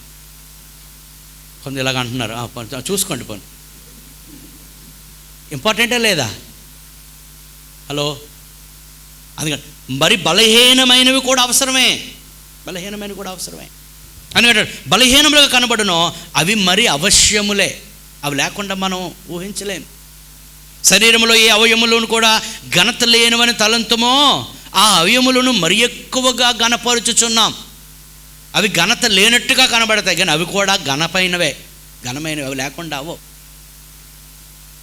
సుందరములు కానీ మన అవయములకు ఎక్కువైన సౌందర్యము అవసరం లేదు. God has created already beautiful. అంత సుందరముగా మనల్ని నియమించాడు. సుందరములైన మన అవయములకు ఎక్కువ సౌందర్యం అక్కర్లేదు. అయితే శరీరములో చూడండి, శరీరములో వివాదములు లేక అవయములు ఒకదానినొకటి ఏకముగా పరామర్శించులాగున దేవుడు తక్కువ దానికే ఎక్కువ ఘనతను కలుగజేసి శరీరమును అమర్చి ఉన్నాడు. దేవుని స్తోత్రం కలుగునుగాక. హల్లెలూయా. శరీరంలో వెవ్వేరు అవయవాలు ఎలా ఉంటాయో సంఘములో వేరువేరుగా మనందరము అవయములై ఉన్నాము. ఒక అవయవానికి ఒక అవయవము చాలా ఇంపార్టెంట్. జాగ్రత్తగా వినాలి, ఏ అవయవము కూడా శరీరముతో లేకపోతే అది నిర్జీవమైపోతుంది. ఒక చేయి కట్ చేసి పడేస్తే అది ఏమవుతుంది? కుళ్ళిపోతుంది. ఎందుకు? జీవం అనేది ఎక్కడి నుంచి వస్తుంది? శరీరంలో నుంచి వెళ్తుంది. దేవుని స్తోత్రం కలుగును గాక. అంచేది ఏ అవయవము కూడా శరీరమునకు వేరుగా ఉండకూడదు, సంఘముతో కలిసి ఉండాలి. కొంతమంది సంఘములో ఉంటారు కానీ సంఘముతో కలిసి ఉండరు. వస్తారు, కూర్చుంటారు, వెళ్ళిపోతారు, అంతే. ఎవరితో మాట్లాడరు.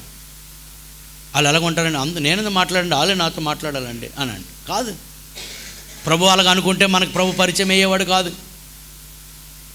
ప్రతి ఒక్కరు అవసరమే. ఇక్కడ అంటాడు ఆ శరీరములో వివాదములు లేక. చూడండి, మన శరీరంలో అవయవాలన్నీ ఒకరోజు యుద్ధం చేసుకుంటున్నాయి అనుకోండి, మళ్ళీ మనమాట కంటికి, చేతికి, ముక్కుకి, నోరుకి ఒకరోజు ఫైటింగ్ అయిపోతుంది అనుకోండి, ఏమవుతుంది? శరీరం ఏమవుతుంది? శరీరం స్ట్రైక్ చేసింది అనుకోండి, ఆ రోజంతా నేను చూడనని కళ్ళు మూసుకుని ఉంది అనుకోండి, ఏమవుతుంది? స్ట్రైక్. అందుకే సంఘంలో ఏముండకూడదు చెప్పండి? స్ట్రైక్ ఉండకూడదు. నేను మాట్లాడను, నోరు బంద్ అనమాట, మాట్లాడను, చూడను కాదు. సంఘముల వివాదములు లేక శరీరముల వివాదములు ఉండకూడదు. అలాగే ఒకరోజు ముక్కు అన్నదంట ఎంతకాలం భరించాలి? చిన్నప్పటి నుంచి నువ్వు కలద్దలు పెట్టుకొని అలాగ పెంచుకుని వెళ్ళిపోతున్నావు, మైనస్లు అలాగ పెద్ద పెద్ద అద్దాలు ఎంత బరువు అయిపోయి చిన్నప్పటి నుంచి భరిస్తున్నా అంటే నాలెటోళ్ళకి చిన్నప్పటి నుంచి భరిస్తున్నా అంత పెద్ద పెద్ద అద్దాలు ఎలా భరించాలి అని ముక్కు అన్నదట. ఈ రోజు నుంచి మరిక నేను భరించలేను అని అంటే మరి కలద్దలు లేవు ఇక. అప్పుడు వెళ్ళి దేనికో గుద్దుకొని దబ్బమని కింద పడిపోతే ఫస్ట్ చిదిగింది ఏంటి? అర్థమైందా? ఫస్ట్ చిదిగింది ఏంటి? ముక్కే. బాల్ పడి ముందు ముక్కే చేస్తాను. అయ్యో ఎంత తప్పు అయిపోయింది, ఎంత తప్పు, అలాగ అనకూడదు, నిన్ను మోయాల్సిందే. అర్థమవుతుందా? ఈ ముక్కుకి ఈ కళ్ళు బాగా కనబడాలంటే, అంటే కలద్దాలు ఉన్న వాళ్ళకి కనబడాలంటే ఈ ముక్కు సపోర్ట్, అలాగే ఈ చెవులు సపోర్ట్. అలాగే ఎవరో ఒక పల్లెటూరు వ్యక్తిని అడిగితే చెవులు ఎందుకు రానంటే తలబాగా చుట్టుకోవడానికి అన్నాడండి. ఈ చక్కెర పని చేసే వాళ్ళకి అడిగితే ఎందుకు రానికి చెవు అంటే పెన్సిల్ పెట్టుకోవడానికి అన్నాడండి. దానికోసం కాదు, దానికి ఒక పని ఉన్నది. అలాగే శరీరం అనే అవయవంలో అన్ని అవయవాలకి పని ఉంది. దేవుని స్తోత్రం కలుగును గాక. అయితే సంఘంలో ఏదైనా పని చేస్తున్నామో మనం ఆ పని ఎత్తుక్కోవాలి. అది పెద్దదో చిన్నదో ఆ పని ఎవరు? నాయకుల ద్వారా ఆ పని నియమించబడతారు. అలాగే ఒకరు పని చేసినప్పుడు వాళ్ళని ఏం చేయాలి? ఎంకరేజ్ చేయాలి, వాళ్ళు ప్రోత్సహించాలి. అంతేగాని వాళ్ళకి వెనక కొంతమంది పని చేస్తుంటే వాళ్ళకి ఏం పెడుతుంటారు? అమ్మ ఇలా అన్నింటినీ అర్థమైపోయిందమ్మా మీకు, ఏంటది? పొలాలు పెడతా ఉంటారు అన్నమాట. ఉదాహరణకి పోనీ ఇవన్నీ మనం కొనుక్కున్నాం అనుకోండి, నువ్వే కొనిసి ఇచ్చావా, ఇంకెవరు లేరా చర్చిలో? అవునా, అయిపోయింది అంతే, నీరు గార్చేస్తారన్నమాట. ఒకరు ఎవరైనా పని చేస్తే మీరు వెళ్ళి అబ్బా ఎంత మంచి పని చేశారంటే ఏమి ఇవ్వాలా చెప్పండి? షేక్ హ్యాండ్ ఇచ్చి అప్రిషియేట్ అనాలి. అది సంఘములో, అవయవములో, శరీరములో ఎలాగైతే వివాదము లేకుండా ఉంటే బాగుంటుందో సంఘములో కూడా అలాగ వివాదాలు ఉండకూడదు, భేదములు ఉండకూడదు. చూడండి, చాలా అద్భుతమైన విషయాలు. ఇంకా అంటాడు, అయితే శరీరంలో వివాదము లేక అవయవములు ఒకదానికొకటి ఏకముగా పరామర్శించులాగున. శరీరంలో ఒక అవయవానికి ఒక అవయవం ఏం చేస్తుంది? పరామర్శించుకుంటుంది, అనగా సంబంధం కలిగి ఉంటుంది. మీకు అర్థమవుతుందా? ఎందుకు సంఘములో ఒకరితో ఒక సంబంధం ఉండాలి చెప్పండి? అర్థమైతే సంఘం అనగా శరీరము. మరొకలా చెప్పాలంటే సంఘములో ఉన్నవారి యొక్క గృహాలు అందరికీ తెలియాలి, అందరికీ తెలియాలి. అందుకే నేను ఇందాక అన్నాను, ఇది మెగా చర్చెస్లో ఇది వీలు కాని పని.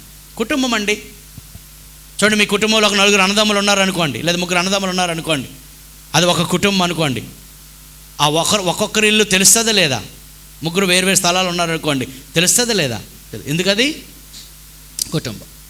అలాగే సంఘములో ఒకరికొకరు పరామర్శించాలి. దేవుడు తక్కువ దానికే ఎక్కువ ఘనత కలుగు చేసి శరీరం అమర్చున్నాడు కాగా ఒక అవయవము శ్రమపడినప్పుడు, చూడండి, ఒక అవయవము శ్రమపడినప్పుడు అవయవములన్నీ దానితో కూడా శ్రమపడును. బాగా తలబాధ వచ్చింది అనుకోండి, తలనొప్పి అంచేత తలనొప్పికి తలకి జండుబాం రాసేసి ఆ తలను ఒక్కటే మంచం మీద పడుకోబెట్టి మిగతావన్నీ పని చేసుకుంటాయా?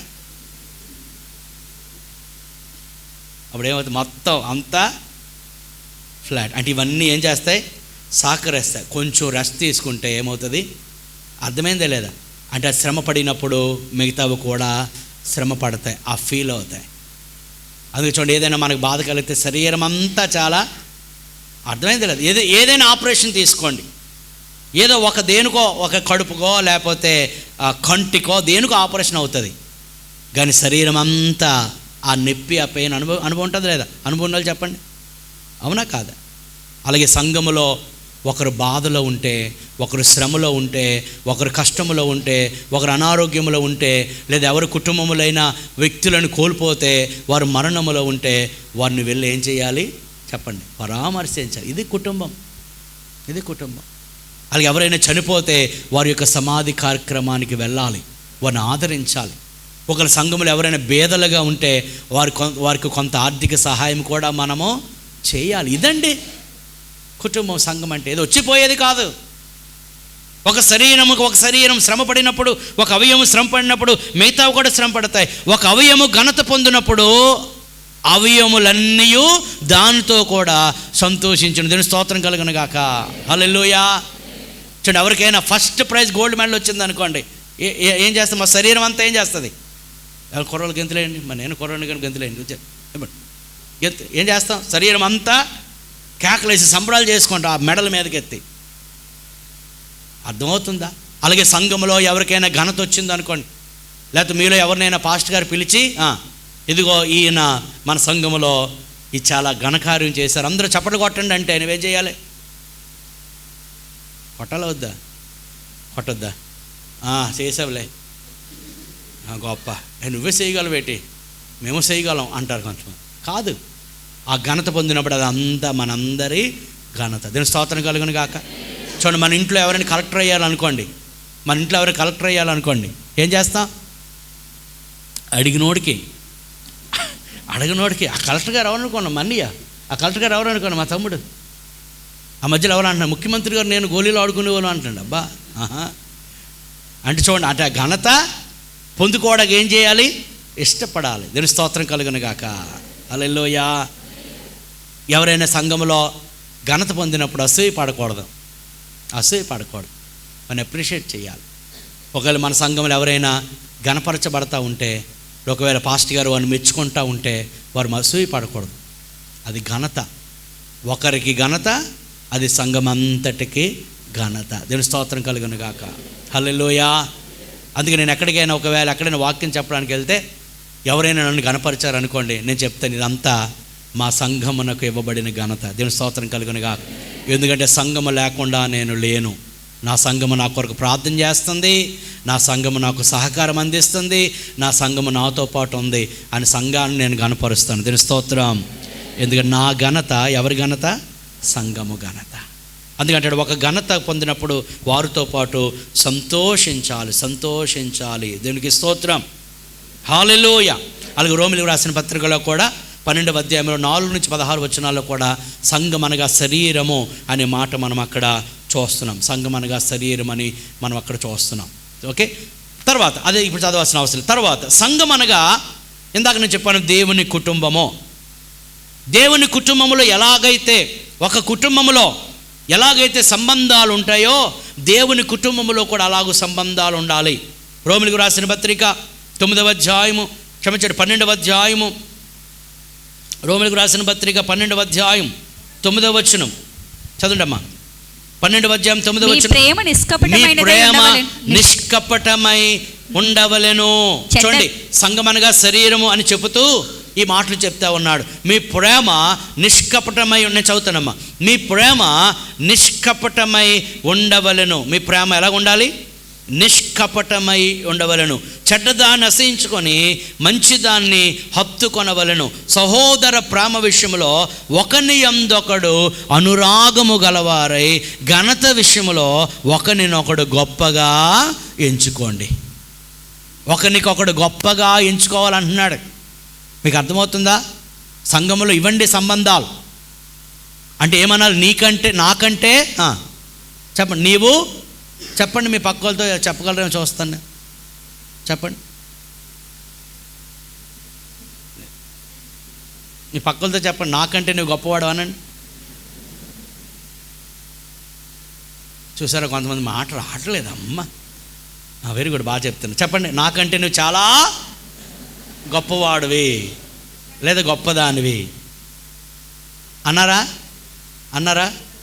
రేపొద్దున కాలర్ ఎగరేయకండి అన్నారు. లేదు, దేవుని సందులు అన్నారు. ఓకే, దేవుని సందులు అన్నారా?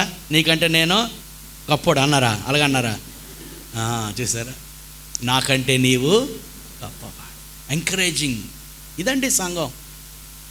నాకంటే నువ్వు గొప్పదాను, నాకంటే నువ్వు చక్కగా పాడతావు. పాడిందిలే పెద్ద పాడు, ఇదే పాడాలా, మేము పాడలేము. మరి పాడు. ఎవరైనా మంచిగా వాక్యం చదివితే అప్రిషియేట్ చేయండి, మంచిగా పాడితే అప్రిషియేట్ చేయండి, మంచిగా ప్రార్థన చేస్తే వాళ్ళు వెళ్ళిపోతున్న రెక్క పట్టుకొని ఆపేసి చాలా బాగా ప్రార్థన అని అనండి. అంతేగాని ఆపేసి ఏటి అలా చేసే ప్రార్థన నీకు అసలు ప్రార్థన చేసేదాని ఏదైనా పాడేదాని ఏదైనా అది శృతి లయ ఉందా అని అనకూడదు. అది మీరు ఎప్పుడైనా అబ్జర్వ్ చేయండి. ఎప్పుడైనా ఎవరైనా పాడితే ఒకరు అందులో తప్పులున్నా, కొన్నిసార్లు రాగం సరిగా లేకపోయినా, కొన్నిసార్లు ఒక పాటకు బదులు ఏకంగా ఒక పాట ట్యూనింగ్ తెచ్చి దీనిలో కలిపేసినా, కొంతమంది పాటలు పాడతారు.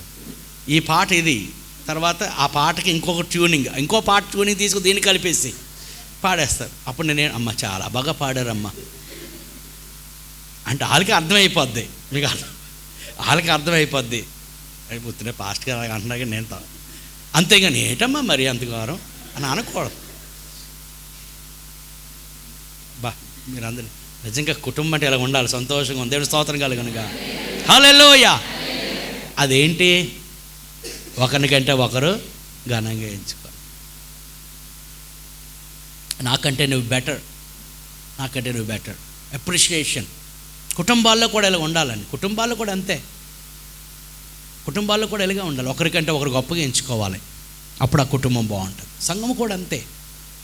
ఒకరికంటే ఒకరు ఏమన్నాడమ్మా అక్కడ 12వ అధ్యాయంలో, ఒకని యందొకడు అనురాగము గలవారై ఘనత విషయంలో ఒకరినొకడు గొప్పగా ఎంచుకోండి, గొప్పగా ఎంచుకోండి. ఇంకంటాడు ఆసక్తి విషయంలో మాందులు కావద్దు అని చెబుతూ ఇంకా కొన్ని మాటలు 13వ వచనం అంటాడు, పరిశుద్ధుల అవసరములలో పాలు పంపులు పొందండి. సంఘములో ఉన్న పరిశుద్ధులు అనగా సంఘములో ఉన్న విశ్వాసులు ఏదైనా అవసరతలో ఉంటే వారి కోసం వారి అవసరతలో పాలు పంపులు పొందాలి. అంతా చేయలేకపోయినా మన వంతు మనం సాయము చేయాలి, మన వంతు సహకారం వారికి అందించాలి. ఒకరు ఎవరైనా రోగులుగా ఉంటే వారికి సహాయం చేయాలి. వేలుకోలేదు అవసరం లేదు, నువ్వు చేయగలిగినంత. చూడండి, ఒక వ్యక్తికి ఏదైనా అవసరం ఉందనుకోండి, సుమారు మామూలుగా చెప్తున్నాను, ఒక వ్యక్తికి 20,000 అవసరం అనుకోండి మెడికల్ ఖర్చులకి. ఒకరే ఇవ్వాలంటే అది కష్టం అవుతుంది. అలాగ అందరూ అనుకుంటే ఎంత సులువు అవుతుందండి. సంఘములు అందరికీ ఆ స్పిరిట్ ఉండాలి. అది ఎప్పుడు జరుగుతుంది? తరచుగా సహవాసం ఉన్నప్పుడు అవతల వారి అవసరత ఏంటో తెలుస్తారు. అందరూ అన్నీ చెప్పలేరు, but you have to find out some times. పరిశుద్ధుల అవసరతలలో పాలు పొందుచు శ్రద్ధగా ఆతిథ్యం ఇచ్చుచుండండి. శ్రద్ధగా ఆతిథ్యం ఇవ్వండి. సో దేవుని పిల్లలు ఒకరికొకరు ఆతిథ్యం ఇచ్చుకోవాలి, చక్కగా సహవాసం చేసుకోవాలి. కొంతమంది ఆతిథ్యం అంటే చాలా భయపడిపోతూ ఉంటారు, కానీ అటు ఆతిథ్యము వలన దీవెన కూడా ఉన్నది. దేవుని స్తోత్రం కలుగునుగా. నా పేరట వచ్చేవానికి గిన్నెడు చన్నీళ్ళు ఇస్తే వారి ఫలము పోగొట్టుకోరు. దేవదూతలుగా పిలువబడే 3 మనుషులుగా కనబడే ఆ వ్యక్తులు అబ్రహాం దగ్గరికి వెళ్తే అబ్రహాము శారాలు ఎంత ఆతిథ్యం ఇచ్చారు కదండి. వెంటనే శ్రేష్టమైన తీసుకొచ్చి ఆతిథ్యం ఇచ్చారు అంటాడు. దేవదూతలకు తెలియకనే వారు ఆతిథ్యం ఇచ్చారు, దేవుడు వారిని దీవించాడు. దేవుని స్తోత్రం కలుగునుగా. ఆతిథ్యం ఇవ్వడం అది ఒక స్కిల్ అండి. చాలామంది ఎవరు మన ఇంటికి వస్తారంటే ఊరు గాబరా పడిపోయి చెమటలు పట్టేస్తుంటారు. అమ్మో వచ్చేస్తారా? కానీ దేవుని పిల్లలు అలా ఉండకూడదు. ఎలా ఉండాలి? Let them come. వారికి నేనేం చేయాలి? సర్వ్ చేయాలి, ఆతిథ్యం ఇవ్వాలి. ఓకే, పరిశుద్ధ అవసరం పాలు పొందండి, శ్రద్ధగా ఆతిథ్యం ఇవ్వండి అని చెబుతూ ఇంకా మన్నాడు 15వ వచనంలో సంతోషించు వారితో, ఇది సంఘంలో ఉండాలి సంబంధాలండి. సంతోషించు వారితో సంతోషించండి, ఏడ్చు వారితో ఏడవండి, ఒకరితో ఒకడు మనస్సు కలిగి ఉండండి. సంతోషించే వారితో సంతోషించాలి, ఏడ్చేవారితో మనం రెండూ చేస్తాం, కాబట్టి కొంచెం రివర్స్ అంతే. రివర్స్లో చెప్పండి, అక్కడ ఏమన్నా కొంచెం రివర్స్ అంతే. సంతోషించే వారిని చూసి ఏడుపు. ఈ మధ్యలో నేను అంటున్నాను, కొన్ని ఫంక్షన్స్లో బకెట్లు పెట్టాలంటున్నాను. బకెట్స్ ఎందుకు చెప్పండి? ఎందుకు? మరి మంచిగా ఉంటే ఏడ్చేవారు కూడా ఉంటారు. ఏడ్చినప్పుడు కన్నీళ్ళంతా బకెట్లో ఉంటారు. అటువంటి వాళ్ళు చూసారా ఎప్పుడైనా? హలో, చూసారు లేదా? మరి మంచిగా ఉంటే, ఎదుగుతూ ఉంటే, దీవించబడతా ఉంటే, హెచ్చింపబడతా ఉంటే ఒక గుంపు ఉంటుంది, ఏడ్చే గుంపు అన్నమాట. అలాగే ఎడుతూనే ఉంటారు. ఎవరైనా దీవించబడితే ఆడకూడదండి. ఏం చేయాలి? ఎవరు సంతోషిస్తే వారితో సంతోషించాలి. ఎవరైనా ఏడిస్తే సంతోషించకూడదు. మంచి పని అయింది. కొంతమంది ఎలాగొంటారండి, ముందు అనుకున్నాను అలాగవుతుంది. మరి ముందు అనుకుంటే ఎందుకు చెప్పలేదు? మరి నీకు అలాగవుతుందని ఉండాలి. నాకు తెలుసు నువ్వు అలా పడతావని కాదు. నీకు అర్థమవుతుందా? ఏమంటాడు? సంతోషించే వారితో ఏడ్చే వారితో ఏడవండి. ఒక ఇంట్లో ఎవరైనా వ్యక్తిని కోల్పోతే వెళ్ళి పరామర్శించండి, వారితో మాట్లాడండి, వారిని ఆదరించే మాటలు చెప్పండి. ఇదండి సంఘము, ఇదండి కుటుంబము. సంఘం అంటే మన సొంత కుటుంబములాగా ఏమవ్వాలి? మనం ఫీల్ అవ్వాలి. దేని స్తోత్రం కలుగును గాక. హల్లెలూయా. ఇలాగుంటే సంఘంలో ఎవరైనా ఒంటరిగా ఉంటారంటారా? ఒంటరితనం ఉంటుందంటారా? కొన్నిసార్లు ఒంటరిగా ఉన్నవారికి కూడా సంఘమే ఏం చేయాలి? సహకరించాలి. అవసరమైతే వారి బాగోగులు చూడాలి, వారి కొరకు శ్రమ పడాలి, వారికి సహాయం చేయాలి. మాట సాయము, ధన సాయము. చూడండి, మన కుటుంబంలో ఎవరైనా బలహీనులుగా ఉంటే ఏం చేస్తాం? అంటే ఆర్థికంగా బలహీనులు ఉంటే ఏం చేస్తాం? వారికి మనం కొంత సపోర్ట్ చేస్తాం, so that they can live good life. So మంచి జీవితం వారు జీవించడానికి అవకాశం ఉంటుంది. అంతే అంటాడు, ఏడ్చే వారితో ఏడవండి, సంతోషించే వారితో సంతోషించండి. దేవుని స్తోత్రం కలుగును గాక. ఒక ఇంట్లో చూడండి, 2 గృహాలు, 2 ఇళ్లలో అమ్మాయిలు ఉన్నారు. ఒక అమ్మాయికి పెళ్ళి సెట్ అయిపోయింది. ఒక అమ్మాయికి సంవత్సరాలు అయినా పెళ్ళి చెప్పండి సెట్ అవ్వలేదు. ఎవరి గురించి చెప్పట్లేదని ఉదాహరణ చెప్తున్నాను, మళ్ళీ ఎక్కడెక్కడికి వెళ్ళిపోకండి మీరు. ఒక ఇంట్లో పెళ్ళి సెట్ అయింది, ఒక ఇంట్లో పెళ్ళి సెట్ అవ్వలేదు. అంచేత వాళ్ళ ఇంట్లో పెళ్ళి సెట్ అయినప్పుడు, అంటే పెళ్ళి సంబంధం ఓకే రైట్ అయినప్పుడు నువ్వేం చేయాలి? సంతోషించాలి. అంతేనా? అంతే. లేకపోతే నాకన్నా ముందు వాళ్ళ పిల్లకి పెళ్ళి అయిపోయింది, ఎలాగైనా పెళ్ళిని నేను. అందుకే చాలామంది పెళ్లి సంబంధం రైట్ అయినంతవరకు చెప్పరు. అందుకే అర్థమైందా లేదా? హలో, అర్థమైందా లేదా? అందుకే చెప్పరు. ఎందుకు? మన చుట్టుపక్కల ఉన్న మనుషులు అంత గొప్పవాళ్ళు, మరి వెళ్ళిపోతారంటే బండి వేసుకుని వెళ్ళిపోయి, ఆ అమ్మాయి మీరు అనుకున్నారు కానీ ఇందాక అన్నాను కదా, చెప్పండి. అదనమాట. సంఘాల్లో అలాగా ఉండకూడదు. మీకు తెలుసా, మీరు మేలు చేస్తే మరలా మీకు మేలు చేయబడుతుంది. హల్లెలూయా. మీరు ఏది విత్తితే అది మరలా మనం అది కోసుకోవాల్సి వస్తుంది. ఇతరులకు కీడు చేయాలనుకున్నారు, కీడు మళ్ళీ రివర్స్ అయిపోద్దండి. ఇతరులకు ఆటంగా ఉన్నారు, మళ్ళీ రివర్స్ అయిపోద్ది. అందుకంటాడు, మేలునే కోరాలి కానీ కీడును మనము కోరకూడదు. దేని స్తోత్రం కలుగును గాక. మన సంఘంలో పిల్లలు ఎవరైనా ఉన్నతమైన స్థితికి వెళ్ళారనుకోండి, అది మనకు ఘనత. అవునా కాదా? నేను ఎప్పుడు అది ఘనతగానే ఫీల్ అవుతాను. మన పిల్లలు, మన సంఘంలో ఉన్న పిల్లలు బాగా ఉన్నతమైన చదువులు చదివితే అది నాకు ఘనతగా అనిపి, నా సంఘంలో పిల్లలు చక్కగా, అది మీరు ఎప్పుడైనా గమనించారా? నేను ప్రార్థన చేసినప్పుడు మా బిడ్డలను ప్రార్థన చేస్తాను, మీరు గమనించారో లేదో? మా బిడ్డలు అందరినీ, మా బిడ్డలు అంటే ఎవరు బిడ్డ? మా బిడ్డ, ఇద్దరే బిడ్డలు కదా, మామూలుగా బయలాజికల్గా ఇద్దరే బిడ్డలు. ఎవరు? మా బెన్నీ బ్లెస్సీ. కానీ నేను భావించే సంఘంలో ఉన్న వారు అందరూ మా బిడ్డలు. ఎక్కడెక్కడో చదువుతున్నారు ప్రభువా, వారికి మీరు సహాయం చేయండి, వారు ఉన్నతమైన స్థితిలోకి వెళ్ళాలి. దేని స్తోత్రం కలుగును గాక. హల్లెలూయా. కోరుకోవాలండి, మంచిని కోరుకోవాలి. మన దగ్గర లేనిది అవతల దగ్గర వారి దగ్గర ఉంటే సంతోషించండి. నేను ఇప్పుడు ఒకటే ఆలోచిస్తాను, ఒకవేళ మనకంటే అవతల వారు గొప్పగా ఉంటే రేపొద్దున్న ఆ చెట్టు నీడను మనం కూడా ఉండే అవకాశం, అవునా కాదు? ఒకవేళ అలాగ లేకపోతే ఆ చెట్టు నీడ ఒకవేళ ఉండాల్సి వస్తే సిగ్గుపడాల్సి వస్తుంది. అయ్యో నేను ఆ రోజు ఎలాగ అనుకున్నాను, అవునా కాదా చెప్పండి? ఇవన్నీ సంబంధాలండి, కుటుంబంలో ఉండాల్సిన సంబంధాలు. సంతోషించేవారు సంతోషించండి, ఏడ్చేవారితో ఏడవ. కానీ కొన్నిసార్లు సంతోషించేవారితో సంతోషిస్తాం, కానీ ఏడ్చేవారితో ఏడవడానికి రాము. ఎవరి ఇంట్లో పెళ్ళి అవుతుంది అనుకోండి, పొలోమని చెప్పండి, అందరి సంఘం అంతా ప్రజెంట్. ఎవరి ఇంట్లో ఎవరు చనిపోయారు అనుకోండి, ఎంతమంది వస్తున్నారు? ఎంతమంది వస్తారు?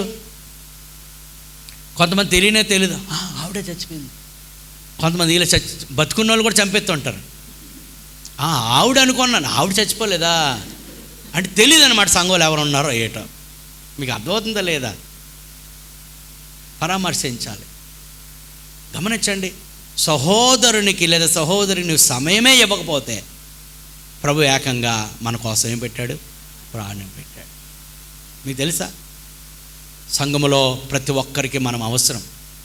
ఒకసారి ట్రై చేయండి. మీరు చాలామంది కొంతమంది అలాగే ఉన్నారు, కానీ ట్రై చేయండి. వారు బాధలో ఉన్నప్పుడు మీరు వెళ్ళండి వాళ్ళ దగ్గరికి, ఎంత సంతోషమైపోతారో. దాని స్తోత్రం కలుగును గాక. హల్లెలూయా. ఒకవేళ వారి దగ్గర మీకు వేయడానికి కుర్చీ లేకపోవచ్చు, వారి ఇంట్లో కూర్చోడానికి మంచి సోఫా లేకపోవచ్చు, కానీ మీరు వెళితే చాలు వారి హృదయం ఎంతో ఉప్పొంగిపోతారు. కొంతమంది చెప్తూ ఉంటారు, పలానా వాళ్ళు మా ఇంటికి వచ్చారండి, మాకు ఎంత హ్యాపీ అయింది. Very good, very good. సంఘం పరామర్శించడం నిజమైన భక్తి అంటే ఇదండి. ఏమన్నాడు? ఇబ్బందిలో ఉన్న వారిని పరామర్శించడం. నేను మందిరానికి వెళ్తాను, నాకు మందిరానికి సంబంధం అనుకోకూడదు. మందిరానికి సంబంధం కాదండి, సంఘానికి సంబంధం. సంఘం అనగా మనుషులు, దేవుని పిల్లలు, మనందరితో ఒక కుటుంబం అని మనం ఆలోచన మనం చేయాలి. దేవుని స్తోత్రం కలుగును గాక. హల్లెలూయా, హల్లెలూయా అంటాడు. ఇంకా ఏడ్చువారు సంతోషించండి, ఏడ్చువారితో ఏడవండి. ఆది సంఘము ఎలా ఉందో అపోస్తలుల కార్యములు 2వ అధ్యాయంలో మనం చూస్తే ఆది సంఘమే, యెరూషలేము సంఘమే మనకు మాదిరి. That was the fresh church. అది మొట్టమొదటిగా నిర్మించబడిన సంఘములో ఎలాగున్నారో చూద్దాము. 2వ అధ్యాయము 44వ వచనం చూద్దామండి. విశ్వసించిన వారందరూ ఏకముగా కూడి తమకు కలిగినదంతయు సమిష్టిగా ఉంచుకొనిరి. ఇదియుగాక వారు తమ చర స్థిరాస్తులను అమ్మి అందరికీ వారి వారి అక్కర కొలది పంచిపెట్టిరి. నేను స్తోత్రం కలుగునుగా. చూడండి, ఆది సంఘములో మనుషులు అనగా విశ్వాసులు, ఆ సంఘ సభ్యులు ఎలా ఉండేవారంటే వారు కలిగినదంతా సమిష్టిగా ఉంచుకొని అంటాడు, వారు తమ చర స్థిరాస్తులను అమ్మి అందరికీ వారి వారి అక్కర కొలది పంచిపెట్టారంట. ఎవరికి? ఎక్కడున్న వారికి?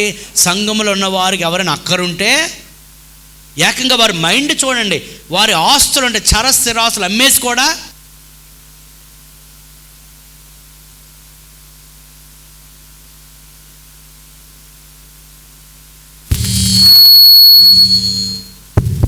వారు తమ చర స్థిరాస్తులను కూడా అమ్మి వారు అక్కర కొలది అంటే చూడండి మైండ్ సెట్ ఎలా ఉన్నదో. ఎవరికండి మనం ఏ దగ్గర వస్తువు కూడా అమ్మేసి ఇచ్చేస్తాం వెంటనే ఒకరి అవసరతలు ఉంటే? ఎవరికి? సాధారణంగా అంతేనా? ఎవరికి ఇస్తాం? ఎవరైనా ఒకరి చెల్లి లేదా తమ్ముడు వచ్చి ఇదిగో నాకు ఈ అవసరం ఉంది అని అంటే మన దగ్గర లేదు అనుకోండి, లేకపోయినా మన దగ్గర ఉన్న బంగారం అదేదో తాకట్టు పెట్టేసి ఏం చేస్తాం? ఇస్తాం. ఎందుకు? ఎందుకు?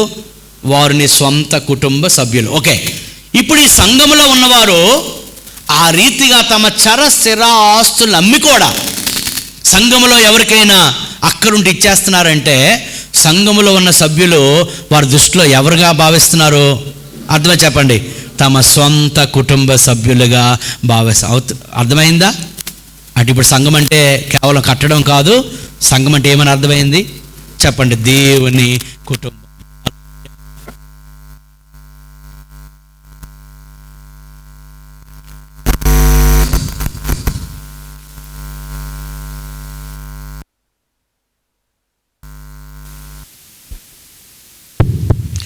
సో మనకు అర్థమైంది ఇప్పుడు సంఘం అనగా ఒక కుటుంబం. ఆ కుటుంబంలో సహోదరులు ఉన్నారు, అన్నదమ్ములు ఉన్నారు, అక్కచెల్లెండ్రు ఉన్నారు. ఎవరికైనా అవసరం వస్తే అక్కర వస్తే వారు పరామర్శించాలి. ఎవరైనా హాస్పిటల్లో ఉంటే అవకాశమును బట్టి వారిని పరామర్శించాలి. ఎవరు ఇంట్లో ఇబ్బంది కలిగితే అవసరం బట్టి వారికి సహాయం చేయాలి. దాని స్తోత్రం కలుగును గాక.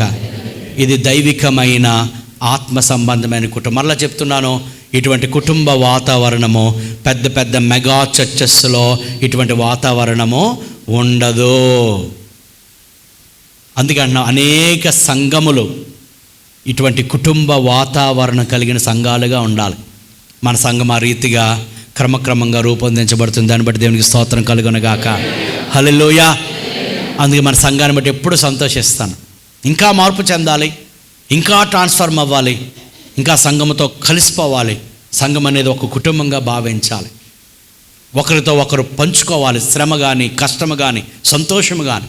You have to share with each other.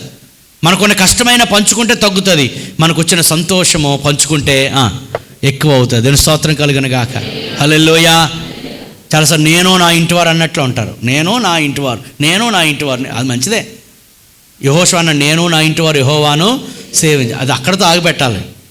నా ఇంట్లో జరిగిన కార్యము అందరితో నేనేం చేస్తాను, పంచుకుంటాను. దానికోసం మన సమయాన్ని వెచ్చించాలి, అవసరమైతే ధనాన్ని వెచ్చించాల్సి ఉంటుంది. దీని స్తోత్రం కలుగును గాక. గమనించండి, ఏమీ మనం ఖర్చు పెట్టకుండా సంబంధాలు వృద్ధి చెందవో. గమనించాలి, ప్రేమ లేకుండా సంబంధాలు అభివృద్ధి పొందవు. ప్రేమ ఉన్న చోట మనం ఇచ్చే లక్షణం కూడా ఉండాలి. ఎవరు బాధలో ఉన్న వారికి ఇవ్వండి. ఆది కాలంలో సంఘమునకు దాతృత్వం గురించి మాట్లాడుతూ ఉన్నాడు. వారు నిరుపేదలైనను వారు దాతృత్వం బహుగా విస్తరించింది. దేవుని స్తోత్రం కలుగును గాక. నిజానికి ఆ సందర్భంలో చెప్పాడండి, కొంచెముగా విత్తువాడు కొంచెముగా కోయను, విస్తారం విత్తువాడు విస్తారముగా కోయను, లేమి గలవాడిని చూసి వారికి మీరు ఇవ్వండి, సంతోషం ఇచ్చేవారిని దేవుడు ప్రేమ. నిజానికి ఆ సందర్భంలో చెప్పాడు. అనగా మీ సంఘములు ఎవరైనా అక్కరలో ఉన్న వారికి మీరు సహాయం చేయండి అని చెప్తా వచ్చాడు. అంచేత ఇక్కడ చూస్తే ఆది సంఘము వారి అక్కర కొలది వారు ఏం చేసేవారట, సహాయం చేసేవారు. కుటుంబ వాతావరణము అక్కడ ఉండేది. యోహాను రాసిన మొదటి పత్రిక 3వ అధ్యాయం 17-18 వచనాలు. యోహాను రాసిన మొదటి పత్రిక 3వ అధ్యాయం 17-18 వచనాలు చదువు. ఈ లోకపు జీవనోపాధి గలవాడై ఉండి తన సహోదరునికి లేమి కలుగుట చూచి అతని ఎడల ఎంత మాత్రము కనికరము చూపని వాని యందు దేవుని ప్రేమ ఎలాగ నిల్చును? సంఘములో ఒక సహోదరునికి అక్కర ఉన్నప్పుడు, లేదా ఒక సహోదరికి అక్కరగా ఉన్నప్పుడు, నిజమైన అక్కరండి. అక్కర కానీ అదేం కాదు, ఏమంటాం, లగ్జరీ కాదు. It's very important need. అంటే వారికి ఎమర్జెన్సీ నీడ్స్. అర్థమవుతుందా? అంటాడు, వారు అక్కర్లో ఉన్నప్పుడు వారు జీవనోపాధి కలిగిన సహోదరుడు తన సహోదరుని మీద జాలి చూపకపోతే అంటాడు, వానిలో దేవుని ప్రేమ ఎలాగుంటుంది? You have to spend your time. అవసరమైతే సంఘములు ఎవరైనా బాధలో ఉన్నవారిని కనబడితే ఈ వారంలో వెళ్ళి వారితో కొద్దిసేపు ఏం చేయాలి, కూర్చొని. కొన్నిసార్లు పాస్టర్ గారే అన్నీ చేయాల్సిన అవసరం లేదండి. ఒకవేళ ఎవరైనా బాధలో ఉన్నారో తెలిస్తే మీరే వెళ్ళి ఏం చేయొచ్చు, వారిని పరామర్శించి. పాస్టర్ గారు అలాగే చేస్తారు, ఆయన పని. కానీ సంఘంలో ఉన్న మిగతా వారు కూడా పని. అలాగే చూడండి, మన సంఘంలో గల యవనస్తులు ఉంటే వారికి పెళ్లి సంబంధాలు ఎవరు చూడాలి?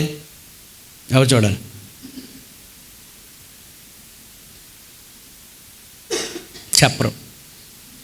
ఎవరు చూడాలి? పాస్టర్ గారు చూడాలా? ఇంకదే పని. మరి ఇక ఎంతమంది ఉండి కూడా ఇంకా పాస్టర్ గారే చూడాలా? అర్థమైందా పాయింట్? మన సంఘంలో కొంతమంది పెద్దలు ఇంకా నాకంటే ఎక్స్పీరియన్స్లు ఉన్నారు. జస్ట్ ఒక వారంలో మ్యారేజ్ సెట్ చేస్తారు అంతే. మీకు అర్థమవుతుందా? ఎందుకు సంఘములో కుటుంబం. సో సంఘములో ఒక కుటుంబంలో కేవలం తండ్రిదే బాధ్యత కాదు, అన్నయ్యలకు ఉన్నారు లేదా, అన్నయ్యల బాధ్యత కూడా ఉన్నది. అంచేత మీలో కొంతమంది చేయగలిగితే చెయ్యాలి, అప్పుడు నాకు కూడా బర్డెన్ తగ్గుతుంది కదా. చూడండి, ఇవి కొనే విషయంలో నాకు చాలా బర్డెన్ తగ్గించడం అంటే అంత ఆలే సెట్ చేసి ఆలే చూసుకున్నారు. నేను నన్ను మీకు మంచిగా మీరు అందరూ చేశాను, వాళ్ళు అప్రిషియేట్ చేశాను, నేను స్తోత్రం కలుగునుగా. నిజానికి దైవజనులకు ఉన్న పని ఏంటంటే వాక్యమునందును ప్రార్థన యందును వారు ఎడతెగక ఉండాలి. మిగతావన్నీ కూడా సంఘమే దాని గురించి టేక్ కేర్ తీసుకోవాలి. సరే, మనం ముందుకు వెళ్దాం. ఇక్కడ నేను ముగింపులోకి వచ్చాను. గలతీయులకు రాసిన పత్రిక 5వ అధ్యాయం 10వ వచనం అండి. గలతీయులకు రాసిన పత్రిక 5వ అధ్యాయము 10వ వచనం. గలతీయులకు రాసిన 5:10 మీరెంత మాత్రమును వేరుగా ఆలోచింపరని ప్రభువునందు మిమ్మల్ని గురించి నేను రూఢిగా నమ్ముకొనుచున్నాను. మిమ్మల్ని కలవరపెట్టుచున్నవాడు ఎవడైనను వాడు తగిన శిక్షను భరించును. ఒక నిమిషమ్మా. గలతీయులకు రాసిన పత్రిక కాబట్టి మనకు సమయము దొరికిన కొలది అందరి ఎడలను 6:10 అదేనమ్మా 6వ అధ్యాయం 10వ వచనం. కాబట్టి మనకు సమయము దొరికిన కొలది అందరి ఎడలను విశేషముగా విశ్వాస గృహమునకు చేరిన వారి ఎడలను మేలు చేయదము. దాని స్తోత్రం కలుగును గాక. అందరి ఎడల మేలు చేయాలి, మరి విశేషంగా విశ్వాస గృహం అంటే ఎవరు? సంఘం. చాలామంది ఊర్లో ఉన్న వాళ్ళందరికీ మేలు చేస్తారు, అందరికీ ఖర్చు పెడతారు.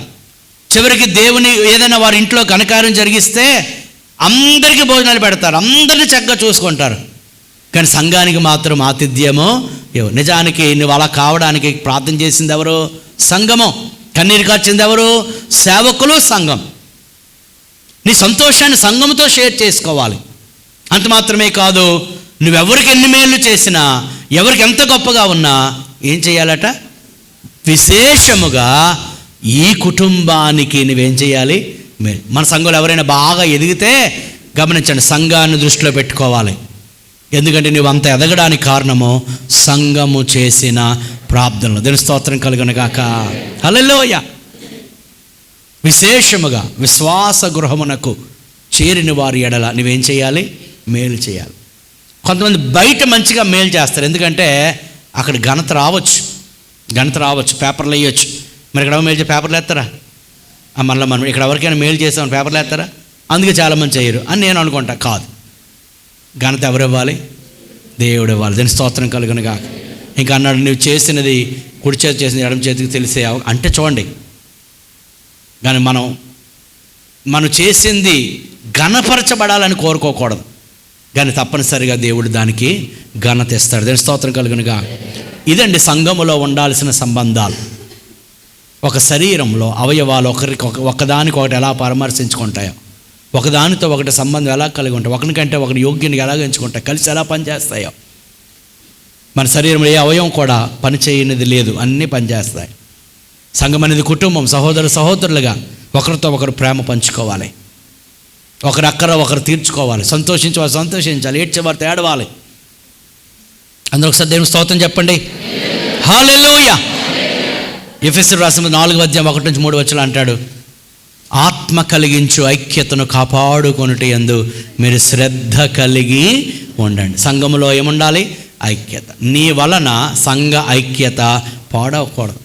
కొంతమంది సంఘాలు ఎలాగ ఉంటారంటే మరలా ఏవి పొలలు పెట్టేసి ఆ కుటుంబం ఈ కుటుంబం మధ్య తగాదాలు పెట్టేస్తూ ఉంటారు. సంఘంలో అలాగ ఉండకూడదండి. ఐక్యతను ఏం చేయాలి?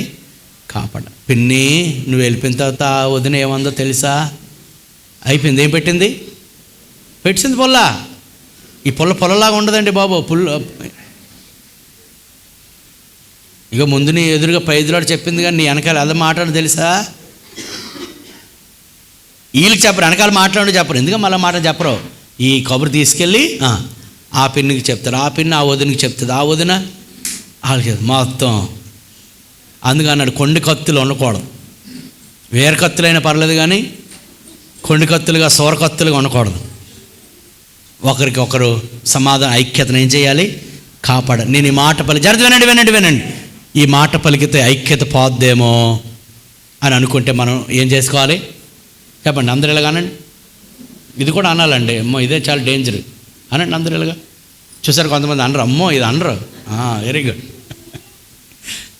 చాలా సంబంధాలు పాడైపోవడానికి ఏం కారణము చెప్పండి? ఏంటి? నోరు తిన్నగా ఉండదు. నోరు ఉండాలి, కొన్నిసార్లు తగ్గాలి. విస్తారంగా మాట్లాడితే అందులో దోషం ఉంటుంది. కొండములు చెప్పకూడదు, అక్కడ చెప్పకూడదు. ఏం చేయాలండి? ఐక్యతను కాపాడాలి. దేవుని స్తోత్రం కలుగునుగా. ఒకరికొకడు అనే మాట కొత్త నిబంధనలు చాలాసార్లు రాయబడి, ఒకరికొకరు లోబడి ఉండండి. నేను ఎందుకు వాళ్ళని ఈ మాట అనకూడదు? లోబడి ఉంటే ఘనత అండి, తెలుసా? ఒకరికొకడు లోబడి ఉండండి, ఒకరినొకరు ప్రేమించండి, ఒకరికి ఒకరు హెచ్చరించండి, ఒకరికి ఒకరు పురుకొల్పుకోండి, ఒకరికొకడు ఆదరించుకోండి, ఒకరినొకడు క్షమించండి, ఒకరినొకడు సహించుకోండి, ఒకరినొకడు చేర్చుకోండి, ఒకరిని కొరకు ఒకరు ప్రార్థన చేయండి, ఒకరికంటే ఒకరిని యోగ్యునిగా ఎంచుకోండి. ఇవన్నీ దేని గురించి చెప్పబడ్డాయి? సంఘము గురించి చెప్పబడ్డాయి. దేవుని స్తోత్రం కలుగును గాక. హల్లెలూయా. ఫిలిప్పీ పత్రికలో అంటాడు, మీ సొంత కార్యములు మాత్రమే కాక ఇతరుల కార్యములు కూడా మీరు చూడండి. సింపుల్ అండి. ఒక కుటుంబంలో ఎలాగైతే ఒకరికొకరు కలిసిమెలిసి ఉంటారో, ప్రేమ కలిగి ఉంటారో, ఇదేంటిది? సంఘం అనేది ఒక కుటుంబం. దేవుని స్తోత్రం కలుగును గాక. ఈ కుటుంబంలో మనందరం అన్నదమ్ములము, అక్క చెల్లెండ్రం. మనలో ఎవరు కాదు, ఒంటరి వారు కాదు. దేవుని స్తోత్రం కలుగును గాక. ఒక మాట చెప్పు ముగేసి. ప్రభు ఒకరోజు అన్నాడు, ఆయన ఒక ఇంట్లో ఉంటే వారి తల్లి సహోదరులు వచ్చారు. ప్రభు కబురు పెట్టారు, అయ్యా మీ అమ్మగారు వచ్చారు, మీ అమ్మగారును మీ తమ్ముళ్ళు వచ్చారయ్యా అని అంటే ప్రభు ఏమన్నాడు? ఎవరు నా తల్లి? అలా రేసిపో మర్చిపోడేటి అని అనుకుంటున్నారు. అంతలోగా అన్నాడు, అంతలోగా ఎవరు నా తల్లి, ఎవరు నా సహోదరులు అంటూ, నా తండ్రి చిత్తము చెప్పున చేయు ప్రతి ఒక్కడు నా తల్లియు నా సహోదరుడు. హల్లెలూయా. అది దేని గురించి చెప్పాడో తెలుసా? సంఘము గురించి. నాకు భౌతికంగా ఒక తల్లే, కానీ సంఘములు అనేక మంది తల్లులు దేవుడు ఉన్నారు. దేవుని స్తోత్రం కలుగునగా. హల్లెలూయా. భౌతికంగా 4-5 సహోదరులు అంతే, కానీ ఆత్మీయంగా ఈరోజు సంఘాల్లో ఉన్న వారందరూ ప్రభుకి ఏమవుతారు? సహోదరులు. ఆయన జ్యేష్ఠుడు, మనం అందరము సహోదరు. ఆయన సంఘం గురించి మాట్లాడాడు. నేను స్తోత్రం కలుగునుగా. హల్లెలూయా. ఈ సంఘాన్ని ఆయన కడుతున్నాడు. మనందరము ఒక కుటుంబం. చెప్పండి, మనందరము ఒక కుటుంబం. హల్లెలూయా. సో ఒకరినొకరు ప్రేమిద్దాం, ఒకరినొకరు ఆదరించుకుందాం, ఒకరి ఎడల ఒకరు ప్రేమ కలిగి, సహనం కలిగి, అసహనానికి గురవ్వద్దు. నేనేమంటానంటే అందరికీ పాస్టరల్ మైండ్ వచ్చేయాలి. ఏ మైండ్? Pastoral mind. కాపరి మనసు వచ్చేయాలి. కాపరిగా ఎలాగా ఆచితూచి, ఎలాగా ఒక విశ్వాసిని సంఘములో నిలబెట్టడం కోసం కాపరి ఎంత మనసు పడుతుంది. కొన్నిసార్లు ఏమవుతుందంటే, కాపరి కష్టపడి సంపాదించుకుంటూ ఉంటే సంఘంలోని విశ్వాసులు ఏం చేస్తారు? వారి ప్రవర్తన వలన వాళ్ళు పోగొట్టుకోవాల్సి వస్తుంది. అలా కాదు. We're all building the church of God, family of God. మనందరం కలిసి దేవుని సంఘాన్ని కడుతున్నాం. హల్లెలూయా. నేను మాట్లాడినా, నా చేతలైనా, నా క్రియలైనా అవతల వాళ్ళని ఏం చేయాలి? బిల్డప్ చేసేవిగా ఉండాలి. దాని స్తోత్రం కలుగునుగా. వారికి క్షేమాభివృద్ధిని కలిగించేటట్టుగా ఉంటాయి. నీ సొంత సహోదరుడు, సొంత సహోదరుని గురించి ఎలాగైతే కొండెములు చెప్పవో, చెడు మాట చెప్పవో, కొన్నిసార్లు వారు తప్పులు చేసిన ఎలాగైతే కడుపులో దాచిపెట్టుకుంటావో, అలాగే సంఘములో ఉన్న సహోదరుల విషయంలో కూడా అలాగే ఉండాలి. ఎందుకంటే ఇది చెప్పండి, ఆత్మీయమైన దేవుని కుటుంబం. దేవుని స్తోత్రం కలుగునుగా. ఒకవేళ నా మాట వల్ల సంఘం పాడైపోతే నేను మాట్లాడను అని అనుకోవాలి.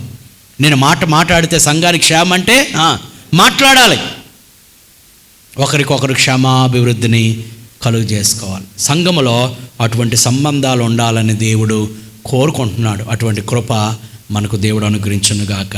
ఆమేన్. తల ఉంచుదాం, ప్రభు సన్నిధిలో ప్రార్థించేద్దాం. అందరూ కళ్ళు మూసుకొని, ప్రభా ఈరోజు మరొకసారి మమ్మల్ని సమకూర్చి అపోస్తల బాధలో ఉన్న ఒక్కొక్క అంశాన్ని మీరు మాకు బోధిస్తూ ఉన్నారు.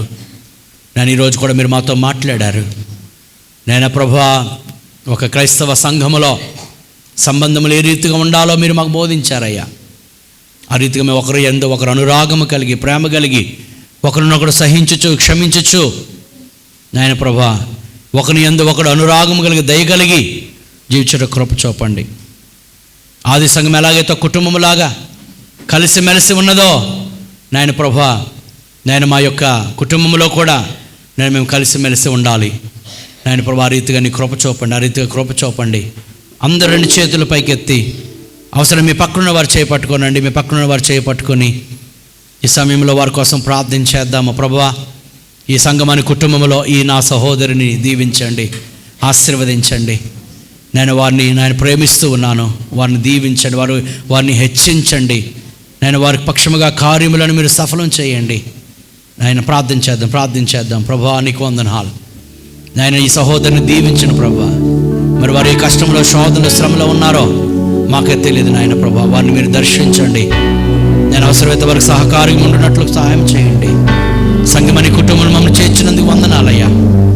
నాయన ప్రభువా, మేము ఎవరు ఒంటరి వారము కాదు తండ్రి, ఒకరికి ఒకరం అవసరం ప్రభువా.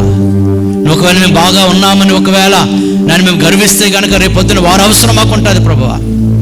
నేను ఒకరి ఎడల ఒకరు అనురాగము కలిగి, ఒకరి అవసరతలో ఒకరు పాలు పంపులు పొంది అందరూ కుటుంబంగా ఎదురు సహాయం చేయండి. నేను రాకుడు సిద్ధపడినట్టు సహాయం చేయండి. వాక్యం మధ్యలో ఫలింప చేయండి.